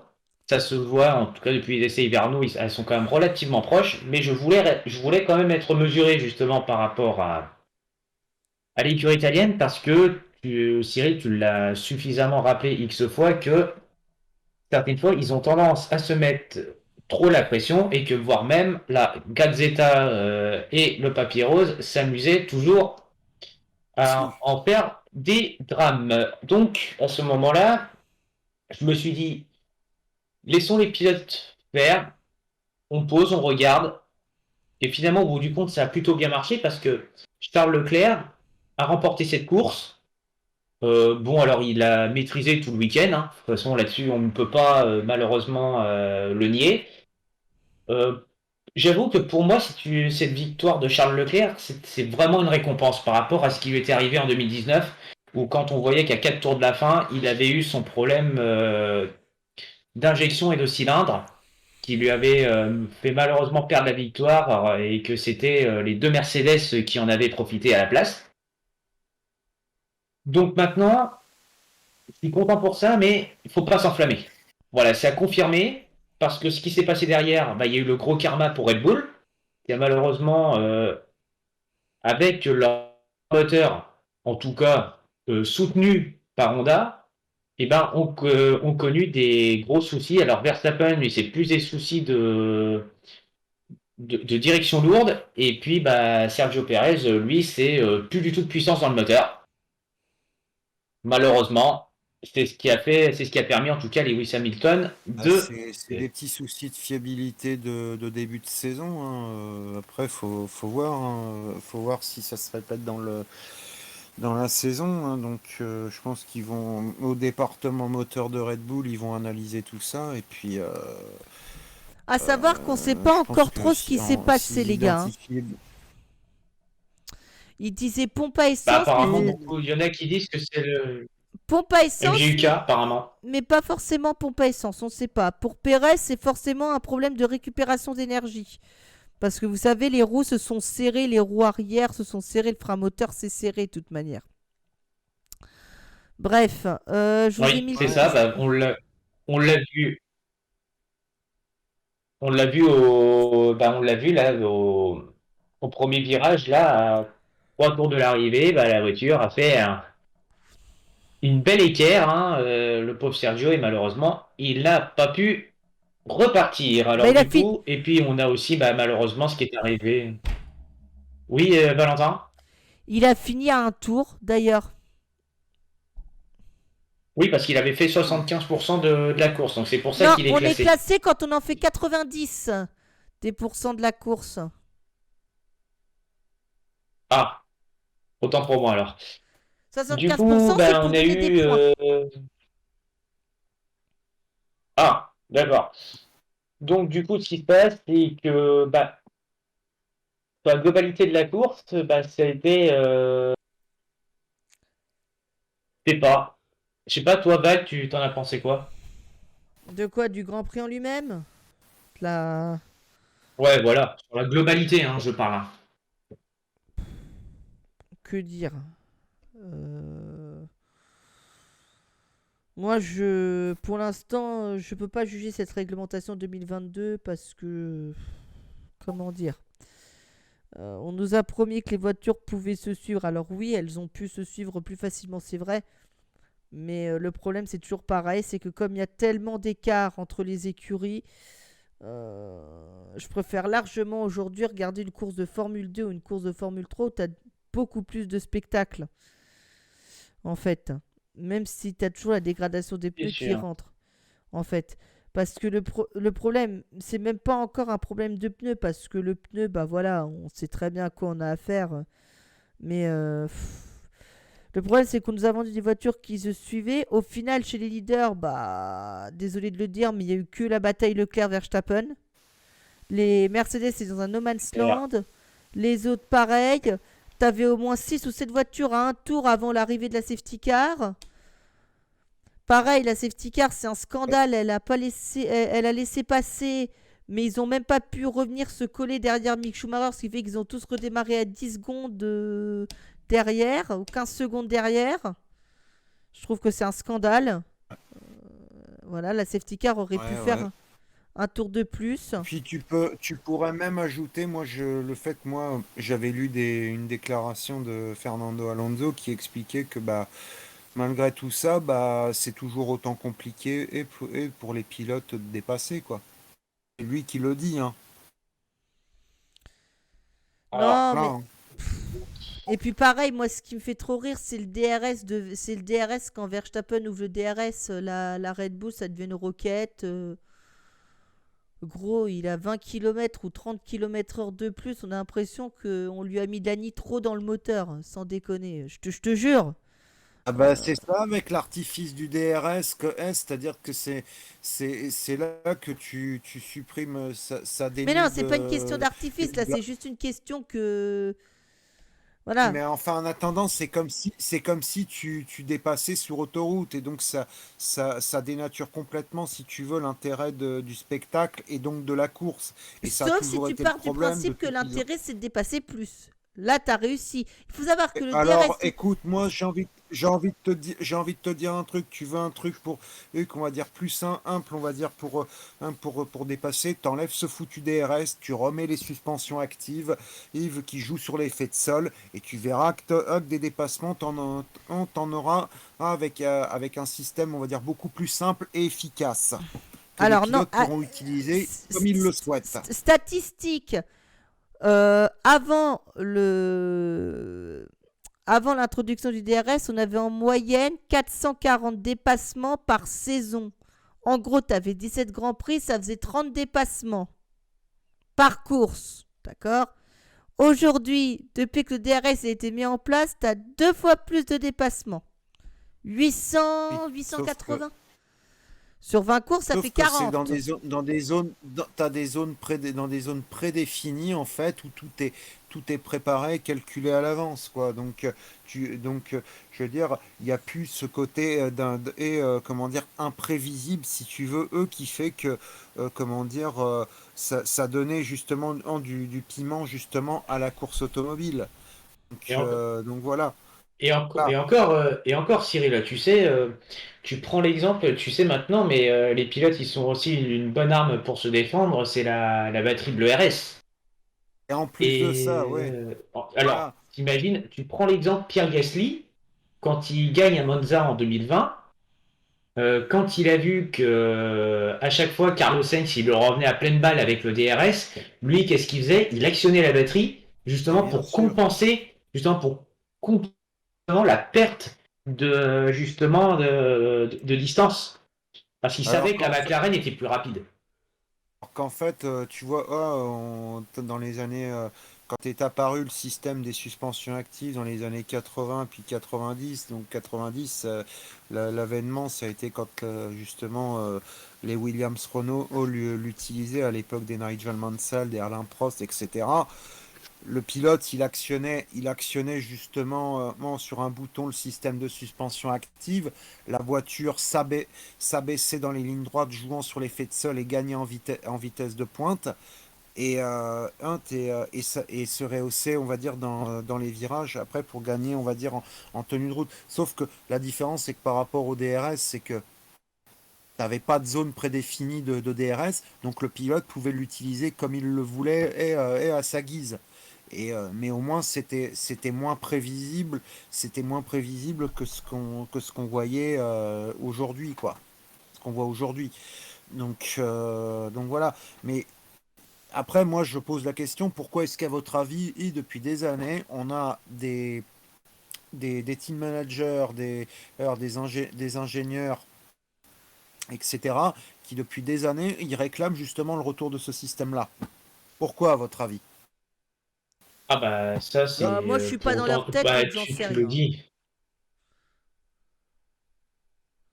Bah, ils cherchent davantage à avoir du spectacle, mais le problème, c'est qu'évidemment, ils se disent que comme l'artifice justement de tout ce qui est ERS, DRS, etc., et puis même à l'époque, on avait le KERS, Oui, qui, donnait qui avait donné un boost monumental. Hein. On peut reprendre l'exemple de SVAC Raikkonen en entre autres. 2009 à Spa-Francorchamps, comment il actionnait le KERS et puis il te fait voler.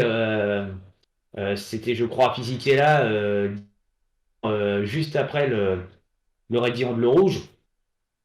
Bonjour. On se dit la voiture, d'où ça sort ça? Ah ouais, donc voilà quoi. Enfin bref, ça c'est, je pense que de toute façon c'est des questions. On y reviendra de toute façon, mais c'est des questions de toute façon qui reviendront sans arrêt. Hein. Bref, what else, Exactement. comme on dit. Donc, finalement, finalement, on a eu un. Dis-moi, Val, est-ce que tu as le classement de la course? Oui, j'ai le classement, je vous le mets tout de suite. Pardon les gars, excusez-moi là, je suis plus vraiment dedans. Voilà, les problèmes techniques, ça m'énerve. Le classement de la course. Les deux Ferrari devant les deux Mercedes, devant la Haas de Magnussen, l'Alpha de Bottas, Ocon, Tsunoda, Alonso et Zhou qui remporte son premier point en F1. Ils ont tous fait une stratégie à 3 arrêts, sauf Schumacher qui arrive en 11e position avec une stratégie à 2 arrêts, mais avec 11 secondes de retard. Et puis derrière, Stroll, Albon, Ricciardo, Norris, Latifi, Hülkenberg, Perez à un tour et Verstappen, même s'il a abandonné, est classé 19e à 3 tours. Seul, 2 Alfa Romeo dans les points quand même, hein. Ouais. seul Gasly a abandonné. Problème moteur d'ailleurs, qui entraînera peut-être des pénalités déjà pour le français. Oui, ça c'est malheureux parce que Gasly, durant le week-end, il était pas mauvais, hein. Ça se voyait que la voiture a marché très très bien. Malheureusement, bon bah, il est un peu victime de ce qu'a eu aussi un peu Red Bull, c'est-à-dire énormément de soucis au niveau de la fiabilité. Donc voilà, qu'est-ce qu'on peut dire? C'est malheureux. Bon, il va rebondir. Maintenant, faut que tu suives derrière. Ensuite, on a eu Guanyu Zhou qui a fait une super course, très clairement. Je tenais à le souligner parce que pour une première course, c'est déjà pas si mal hein, de finir dans les points, même s'il y a eu pas mal d'abandons. Euh, j- Ensuite, qu'est-ce qu'on peut dire? Magnussen qui rend bien qui montre là qu'il pouvait faire de grandes choses quand même hein, pour son retour, parce qu'il remplace quand même un peu dans l'urgence Nikita Mazepin. Bon, je sais pas, vous dans l'ensemble, pour un retour de Magnussen et puis un Alors, premier point pour Guanyu Zhou, qu'est-ce que excusez-moi, vous pensez de tout je ça? voudrais juste te dire quelque chose. Faut quand même pondérer ces résultats et les écarts que vous avez vus à l'intervention de la voiture de sécurité, hein. Parce que avant la voiture de sécurité, on avait 6 voitures qui étaient à un tour. Les Mercedes, elles se prenaient 8 dixièmes par tour par les Ferrari et les Red Bull. Voilà, donc faut pondérer l'écart que vous avez là, en réalité. Oui, Mais, bah, de toute façon, hein, c'est qu'un premier Grand Prix. mais sinon, Joe, bah, c'est Joe, quoi. Après, le problème, c'est que la course, elle a été faussée par le fait que le reste du peloton n'a pas pu rattraper derrière Schumacher. Donc, voilà, quoi. C'est ça le C'est problème. ça. C'est C'est toujours ça le problème. Pour moi, c'est difficile d'analyser ce résultat de course parce qu'il y a plein de trucs qui vont pas, entre guillemets. Ah, et ouais. puis peut-être que je pensais à un truc, est-ce que les pilotes en fait qui ont fait 3 arrêts, en fait, ils ont peut-être pas profité du Pescar éventuellement pour Euh, comment dire pour faire un troisième arrêt? peut-être, Non, je peut-être sais pas. Ah, pour peut-être ceux pour certains, je t'avoue de ne pas me rappeler de tout, Cyril, peut-être. Ah, attends, justement, je vais regarder parce que moi qui note tout le temps les je pose stratégies la des. question pour vous et puis ceux qui sont encore dans le chat, hein, donc Ah, attends, Oh, bah, de toute façon, de toute façon, regarde, Cyril, moi qui ai noté toutes les stratégies, alors attendez, Linky il on note a, tout.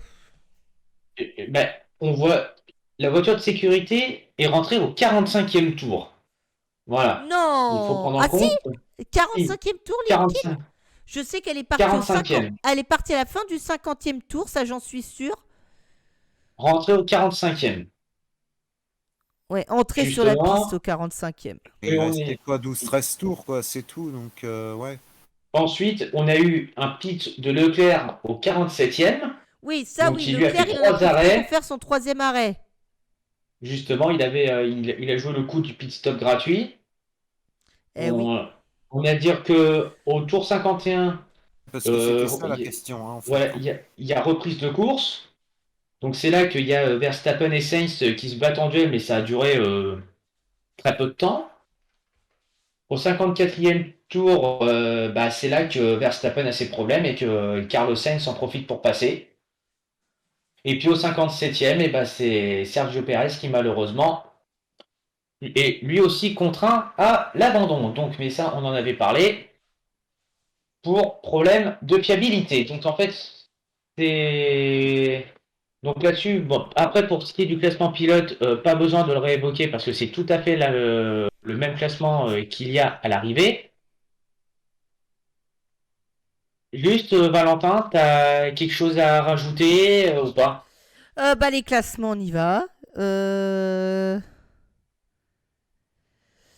Oui, c'est vrai. Non, non, mais enfin, je peux pas répondre directement à l'ami Angel parce que comme ils ont la latence, effectivement. Mais je pense que pour l'instant, la promesse n'est pas tenue. Euh, En ce qui concerne la nouvelle réglementation. Pardon, j'ai pas la bonne image. C'est celle-là. Alors, les classements. Bon, qu'est-ce que vous voulez dire? C'est le On aura de pilote, toute façon Bah, tout le temps d'en reparler tout au long de la bah, saison, le hein, pilote, donc, c'est le même. C'est le même que la course. Et le constructeur, bah. C'est carton plein de c'est Ferrari qui. Ferrari. Exactement. Et puis, vous voyez quand même, le classement constructeur révèle quand même justement ce que je vous disais tout à l'heure. Là, on commence quand même à avoir une hiérarchie qui se dessine. Si on accepte Red Bull, qui Red Bull devrait être aujourd'hui avec 27 points. C'est plutôt... ouais. Voilà. Il y a Bah, un. bah, après pour Ferrari, de toute façon, on verra parce que bon, je pense ils ont dû bien capitaliser sur le changement de règlement, mais après, comment dire, parce que c'est pas le tout d'avoir une bonne voiture au départ, après, faut la développer. Et on sait que par le passé, dans les choix de développement que font Ferrari, ils sont loin, par le passé souvent été loin d'être judicieux. Donc, Ah bah, on verra bien, hein, de toute façon, là, on a quand même, on a eu le retour quand même de la Scuderia qui est revenu aux avant-postes. ça, c'est pas faux, effectivement. Maintenant, on s'en plaint pas. Voilà. C'est à confirmer. On verra ce qu'ils vont faire à Jeddah, parce que quand même, l'année dernière à Jeddah, c'était pas aussi terrible. Et puis, on verra ce que va faire Red Bull et Mercedes, parce que puisque l'an À, dernier, c'était eux à qui avaient. Jeddah, c'est pas non plus un circuit très significatif parce qu'il est urbain ou semi-urbain. Donc là, il y a quoi ça va être quoi? C'est dans quoi? Bah, Jeddah, c'est C'est dimanche, hein. C'est C'est déjà dimanche. dimanche donc là. ouais, déjà donc franchement là, je pense pas qu'il y ait une quelconque équipe qui va amener des d'amélioration ou upgrade sur leur voiture sur un circuit comme ça. Ça me paraît peu probable. Je pense qu'il faut attendre plutôt Imola ou plutôt Barcelone, je dirais, pour voir les voitures évoluer. Bah, Donc voilà, moi j'espère qu'après, chez Red Bull, ils vont identifier rapidement leurs problèmes de fiabilité pour trouver les solutions. Comme ça donnera, euh, ça donnera lieu peut-être comment dire, à des batailles comment dire, intéressantes, mais qui iront peut-être jusqu'au terme. exactement. Bah, de toute façon, tu parlais du calendrier. Les prochaines courses, c'est Jeddah, du 25 au 27. Ensuite, on a l'Australie du 8 au 10 avril. Et on a le GP d'Émilie-Romagne juste derrière, le 22 au 24. Et après, ensuite, on aura le GP de Miami Miami, et ensuite ouais, Barcelone.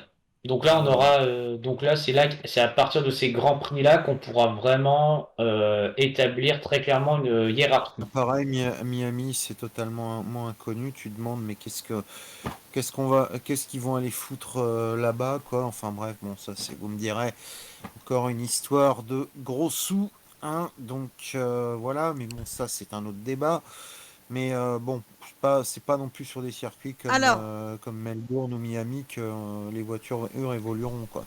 juste, excusez-moi parce que on arrive quand même à une heure assez avancée avec tous les problèmes techniques et Ah, tout bien ça. sûr. Je, on regarde les classements des petites catégories. Vous savez, on termine toujours par ça. C'est notre petit bonbon à la fin. Euh, Ah, Exact. la F2 d'abord. Honneur à la F2. Avec notre Théo Pourchère qui a remporté la course longue. C'est vrai qu'on a eu un dimanche de sport mécanique assez fourni, hein. Entre le double podium de nos pilotes de MotoGP à Mandalika en Indonésie sous des trompes d'eau. Et puis Là, la F2 avec le petit Pourchère qui a marqué 25 points alors qu'il avait abandonné dans la course 1. Vous voyez, le résultat de la course 1 à gauche, le résultat de la course 2 à droite. Dans la course 1, donc c'est Verschoor qui l'a emporté devant Daruvala, Lawson, Boschung, Drogovic, Sargent, Vips et Ayumu Iwasa qui partait 22e après cette plantée dans les graviers en qualification. Et dans la course sprint, dans la course longue, pardon, c'est Pourchère qui l'a emporté devant Lawson et Vips. Alors ça aussi c'est une honte, je vais vous expliquer pourquoi. Boschung, Armstrong, Drogovic, Sargent, Nissany, Hughes et Douane. C'est une honte cette course longue parce que la course longue elle peut pas faire plus de 32 tours. C'est 32 tours ou 1 heure plus un tour. Et les gonzes, Ouais. la safety car, elle rentre au 30e tour. Il nous annonce un dernier tour au 31e tour parce qu'on avait dépassé l'heure. Excuse-moi, Val, mais j'ai entendu dire que dans cette course de GP2, il y a eu un gros bordel dans les stands. On en parle Alors ou pas? oui, on en parle parce que c'est des roues pas fixées. Ils ont été un peu trop vite, les mécanos. T'avais... Trop. En fait, pour être très honnête, en fait, tu as Dennis Auger qui s'est arrêté chez Prema. Et en fait, la roue avant gauche n'était pas fixée. D'accord? Ou pas complètement vissée. Et du coup, la roue, elle s'est échappée. Donc, il a fini sur 3 roues dans la voie des stands, en fait. Et heureusement qu'il n'y avait pas une voiture qui arrivait dans la fast lane ou alors un caméraman qui filmait à cet endroit. Vous savez, il y avait eu un problème au Grand Prix d'Allemagne 2013-2014 de F1 où, vous savez, la roue de Mark Webber avait heurté un caméraman. Vous vous en souvenez de cette séquence? Ah, sur le Nürburgring, oui. Au Nürburgring, Yes. oui. Ah, oui. Bah, là, ça va. Ça n'a heurté personne. Ça allait finir sa course, je crois, Il y a entre eu ça l'année dernière, on a eu dans le stand Alfa Romeo l'affaire du pneu qui était pas gonflé. Ah! Et puis Je veux il y a dire, 2 ans au Grand Prix d'Autriche aussi, souvenez-vous de Kimi Raikkonen à une relance de SC dont la roue s'est barrée. Vous vous souvenez aussi? ah mais Oh, ouais. ça se demandait dans les différentes écuries et Non pas mais ils l'ont seulement qu'en relâché trop F1. vite. Je pense que c'est un problème de feu électronique, Non, mais feu Cyril. électronique, d'accord, mais ça bosse véritablement dans les stands. Non, mais attends, le feu électronique, moi je veux bien, mais Alors tu il sais, faut savoir aussi. tu mets la sucette, t'as moins de risques, hein. On euh, rappelle qu'il y a 4 ans de ça, il y a avec la Ferrari de Raikkonen, il y a un mécano de chez Ferrari qui s'est cassé une jambe, Cy- Cy- pour le même problème, hein. Donc Cyril, je voilà. voudrais juste préciser quelque chose. Il faut savoir qu'il y a en fait à l'arrêt au stand en F2 et en F2 notamment et en F3 aussi, t'as Oui, c'est pas le même nombre de mécanos, c'est voilà. vrai. Mais la véritable, c'est la, vé- mais d'accord, mais ça n'empêche pas quand même que, comment dire, pour éviter ce genre de problème, si tu fais bosser tes mécanos sur les arrêts au stand, en fonction Bah, ils n'ont pas vraiment le comment temps, dire, Cyril, de la parce que règle. n'oublions pas qu'un week-end de F2 et de F3, c'est une séance d'essai de 45 minutes pour tout le monde, suivie d'une séance de qualification de 30 minutes pour tout le monde, le même jour. Oui, oui, Ils n'ont pas le temps mais de bosser. forcément, mais justement, je pense que ça, c'est un truc qu'on devrait rendre, on va dire, qu'on devrait rendre obligatoire, parce que sinon après, on va encore se plaindre sans arrêt et sans trouver à faire des constats, sans trouver de solution. Donc il y a toujours autant de bordel dans les stands chaque fois que, comment dire, qu'il y a des incidents comme ça, quoi. Donc voilà, je veux dire, à un moment donné, faut aussi parler concrètement, quoi. C'est Il y a un ça. problème, on fait comment concrètement pour le résoudre? Voilà. Et puis Ah, moi, il c'est y a tout une ce que autre je voulais voiture dire. aussi. Alors ça, c'était plus dangereux. Elle aussi, elle avait une roue avant gauche pas fixée. C'était la Trident de Callan Williams, sauf que elle a fini en travers dans la fast lane quand même, hein. Dans la fast lane de la pit lane en fait, dans Ouais, la voie rapide de la pit lane. ouais, ouais, et puis encore, je parie qu'il y a peut-être encore une chance que cette roue n'a trouvé personne pour faire Non, un elle a strike, heurté quoi. personne non plus. Donc Ah ouais, donc voilà. voilà. Parce que c'est des roues qui font au moins 15-20 kilos, quoi. Bah, vous savez que c'est les pneus 18 C'est pouces ça. là en F2 et en F3. Eux, ils étaient passés aux pneus 18 pouces il y a 2 saisons. Vous voyez. Ah ouais. Ah. Euh, Alors, on regarde les classements du championnat de F2. Donc, c'est Théo Pourchère qui est reparti de Sakir avec la première place, hein, devant Liam Lawson et Yuri Vips. Ralph Boschung est quatrième devant Drugovic, Verchour, Armstrong, Sargent, Daruvala et le petit Roy Nissany, l'Israélien, 10e avec 4 points. Et on soulignera qu'un peu plus loin dans le classement, on retrouve notre ami Jack Doohan qui a fait la première pole position de la saison en F2. 2 points pour lui. Et le classement des équipes à droite, Carline en tête devant Hightech et Hart, Campos est quatrième devant MP et Trident. Préma n'a marqué que 8 points ce week-end, c'est dramatique pour Préma. Dams, Virtuosi, la Von Amersfoort Racing, vous savez, la VAR qui remplace HWA Race Lab. Et puis Charouz, dernière position pour l'écurie Charouz. Ouais. On passe à la F3 peut-être pour terminer. Oui. Eh bien la F3, eh ben là on a eu la chance d'avoir 2 victoires françaises de 2 pilotes différents. Une en sprint race et l'autre en feature race. Dans la sprint race, c'est Isaac Adjar qui l'a emporté, le petit protégé de la filière Red Bull, qui il y a encore 6 mois n'avait aucun financement pour continuer sa carrière en monoplace. Et c'est Moumout Marco qui lui a proposé une place dans la filière. Voilà. Devant Oliver Biermann et Alexander Smoliar, le russe qui court sous bannière neutre. Zayn Maloney, le pilote de la Barbade, a pris la 4e place et le petit point du meilleur tour. Arthur Leclerc, le petit frère de Charles, a fait 5e. Zach O'Sullivan, 6e chez Carline. Caio Collet, 7e. Kaylen Frédéric, 8e. Correa, 9e. Et David Vidales, le petit nouveau, le petit rookie du championnat, 10e. Et dans la course longue, Martins l'a emporté devant Leclerc et Grégoire Saucy, le Suisse champion de la FRECA. Correa a terminé 4e devant Colapinto qui avait fait la pole. Biermann 6e devant Crawford, Vidales, Alatalo et Kaylen Fredericks pour Hightech. Voilà. Prochain rendez-vous pour la F3, ce sera Imola dans 5 semaines. Prochain rendez-vous pour la F2, Jeddah la semaine prochaine.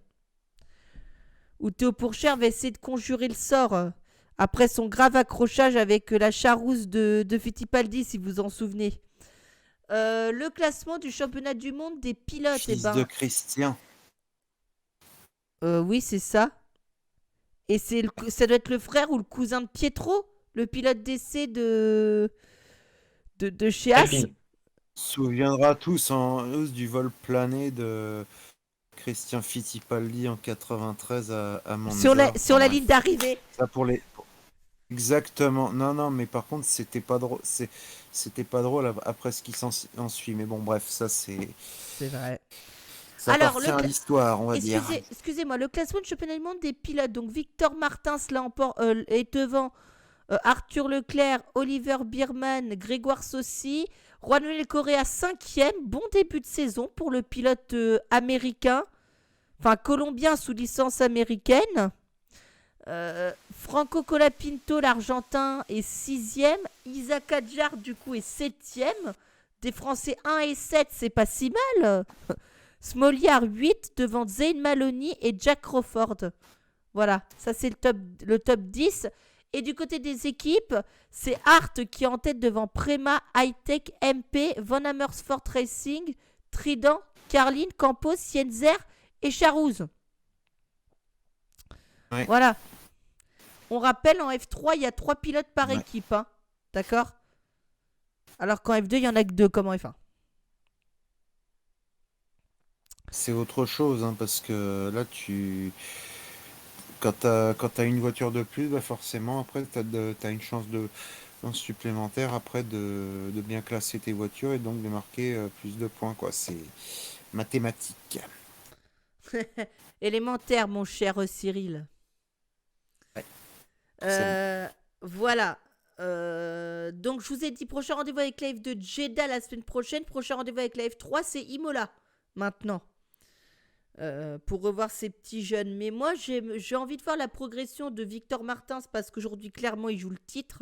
Et j'ai envie de voir la progression d'Isaac Adjar aussi, clairement, parce que ce garçon, il a du potentiel. Même s'il a gagné la première course sur tapis vert, puisque Oliver Biermann a été sanctionné de 5 secondes à la fin de la course pour non-respect des track limits, en fait. Voilà, la direction de course avait décidé de taper fort ce week-end. Ah bah ils savent bien taper hein, de toute façon. Boum boum. Hein. Bon, bah, ils savent taper, mais certaines fois, c'est soit dans la disproportion, soit ça ne l'est pas assez. Donc en fait, ils n'arrivent pas à Bien, trouver le juste milieu. bien pour raqueter les pilotes et les écuries aussi. C'est un peu comme l'État aussi. Hein. Oui, Les vaches à lait sont de sortie. exactement. Je vous adore. Donc du, Je donc, vous adore tous les deux. donc, Val, est-ce que tu peux envoyer la projection pour l'annonce Bien du content prochain de Grand Prix? Scott, hein, Val. Hein.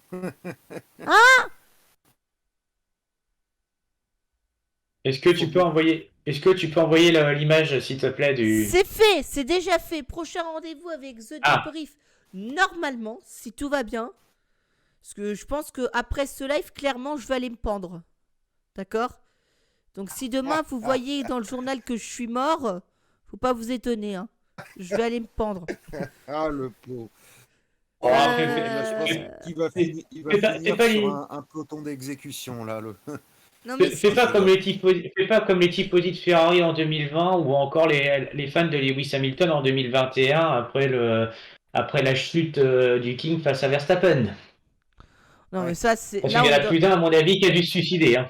Oh, mais là Ah oui, alors oui, oui, mais ah oui d'ailleurs, le pire, c'est que alors il du y a coup eu les une gars grosse polémique, encore une fois, suite aux aveux de la FIA, mais quand tu vois toutes les réactions qu'il y a eu sur les réseaux sociaux de ces gens-là qui disent ah, le titre finalement de Verstappen, il n'est pas mérité, mais les mecs, ils se rendent même pas compte en fait que c'est sans véritablement se poser les questions, mais ils étaient où lorsqu'il y a eu lorsqu'il y a eu le scandale de Charlie Whiting avec le décès de Jules Bianchi, quoi. Enfin bref, alors ils ont déjà tout oublié, et 8 ans après, enfin bref, je vous voilà. rappelle que vous pouvez nous suivre sur les réseaux sociaux de The Débrief, hein, vous le savez.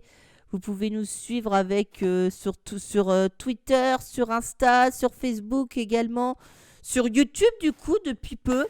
Alors même si je vous avoue qu'il y aura peut-être pas de rediff de ce débrief là parce que comme il y a eu la coupure au milieu, ce qui va se passer c'est qu'il va vous manquer toute une partie en fait, puisqu'avec la latence qu'il y Bah, avait, il faut. je peux faire je peux faire un montage. Hein. Tu vois, Non, c'est-à-dire qu'en gros, je peux récupérer les deux parties, puis ça se mais monte. non, Hein. ça n'a aucun sens de monter les deux parties. Il manque le milieu. En réalité, ça n'a ni queue ni tête. Les gens vont passer du milieu. Et en même le point technique, on l'a même pas en entier. C'est pour te dire. Donc, Ah ouais. donc voilà. Donc, je vous assure qu'on va se trouver des solutions. Vraiment. Parce que ça peut pas continuer. Dans ces cas-là, autant arrêter parce qu'on peut plus faire notre boulot correctement. C'est impossible. Voilà, vous voyez, quand moi je finis avec vous et je vais vous dire au revoir, on en est encore pour vous qui regardez sur là, Oui. sur Twitch, ils en sont encore au classement de F1 là. Vous voyez un peu le truc? Ah, Donc je vois ça, effectivement, c'est sûr qu'avec c'est l'OBS qui gère tout ça. Donc, ouais, c'est sûr que forcément, hein, il y a quand même pas mal, il y aura pas mal de petites choses à revoir. mais on va se Hein. trouver une Mais solution. c'est que le début de saison, hein, c'est comme nous, hein, on a aussi, nous, des défauts de fiabilité, tout ça. Donc, Non, hein, mais on là est c'est comme les pire que de la voitures. Hein, nous aussi, fiabilité là. Ouais, ouais, mais C'est- va falloir revoir tout ça. Donc, on a toute la saison pour. Le Hein. seul problème, Euh, c'est que tu te tues à faire des efforts pour essayer de faire un truc bien et qu'au final, c'est juste la technique qui merde en fait. Parce que le ouais. contenu, clairement, on l'a. Voilà. Mais c'est pas grave, c'est comme ça. Bon, on vous laisse, allez vous coucher. Merci à tous d'être restés jusqu'au Ouais. bout. Ce live est désormais donc terminé. N'hésitez pas à follow la chaîne pour ne pas rater le prochain live et allez nous rejoindre sur les réseaux pour qu'on continue de discuter. Il y a aussi un Discord aussi, The Débrief, dont les liens sont sur Facebook et sur Twitter. On vous les a mis, vous rentrez dedans et on continue à discuter de Formule 1. Parce que n'oublions jamais que ça reste notre passion commune. Merci en tout cas Cyril, à Louis et à Linky de m'avoir accompagné dans la galère. Merci les gars. Voilà, ça s'est pas forcément passé. Ça s'est pas forcément passé comme on avait prévu, mais on a quand même été au bout. Ça, on pourra pas dire que voilà, on a été au bout de la chose. Et je vous souhaite à tous de passer une excellente soirée. Et on se retrouve mercredi prochain pour le débrief du Grand Prix de Jeddah. Ciao, ciao! À tous.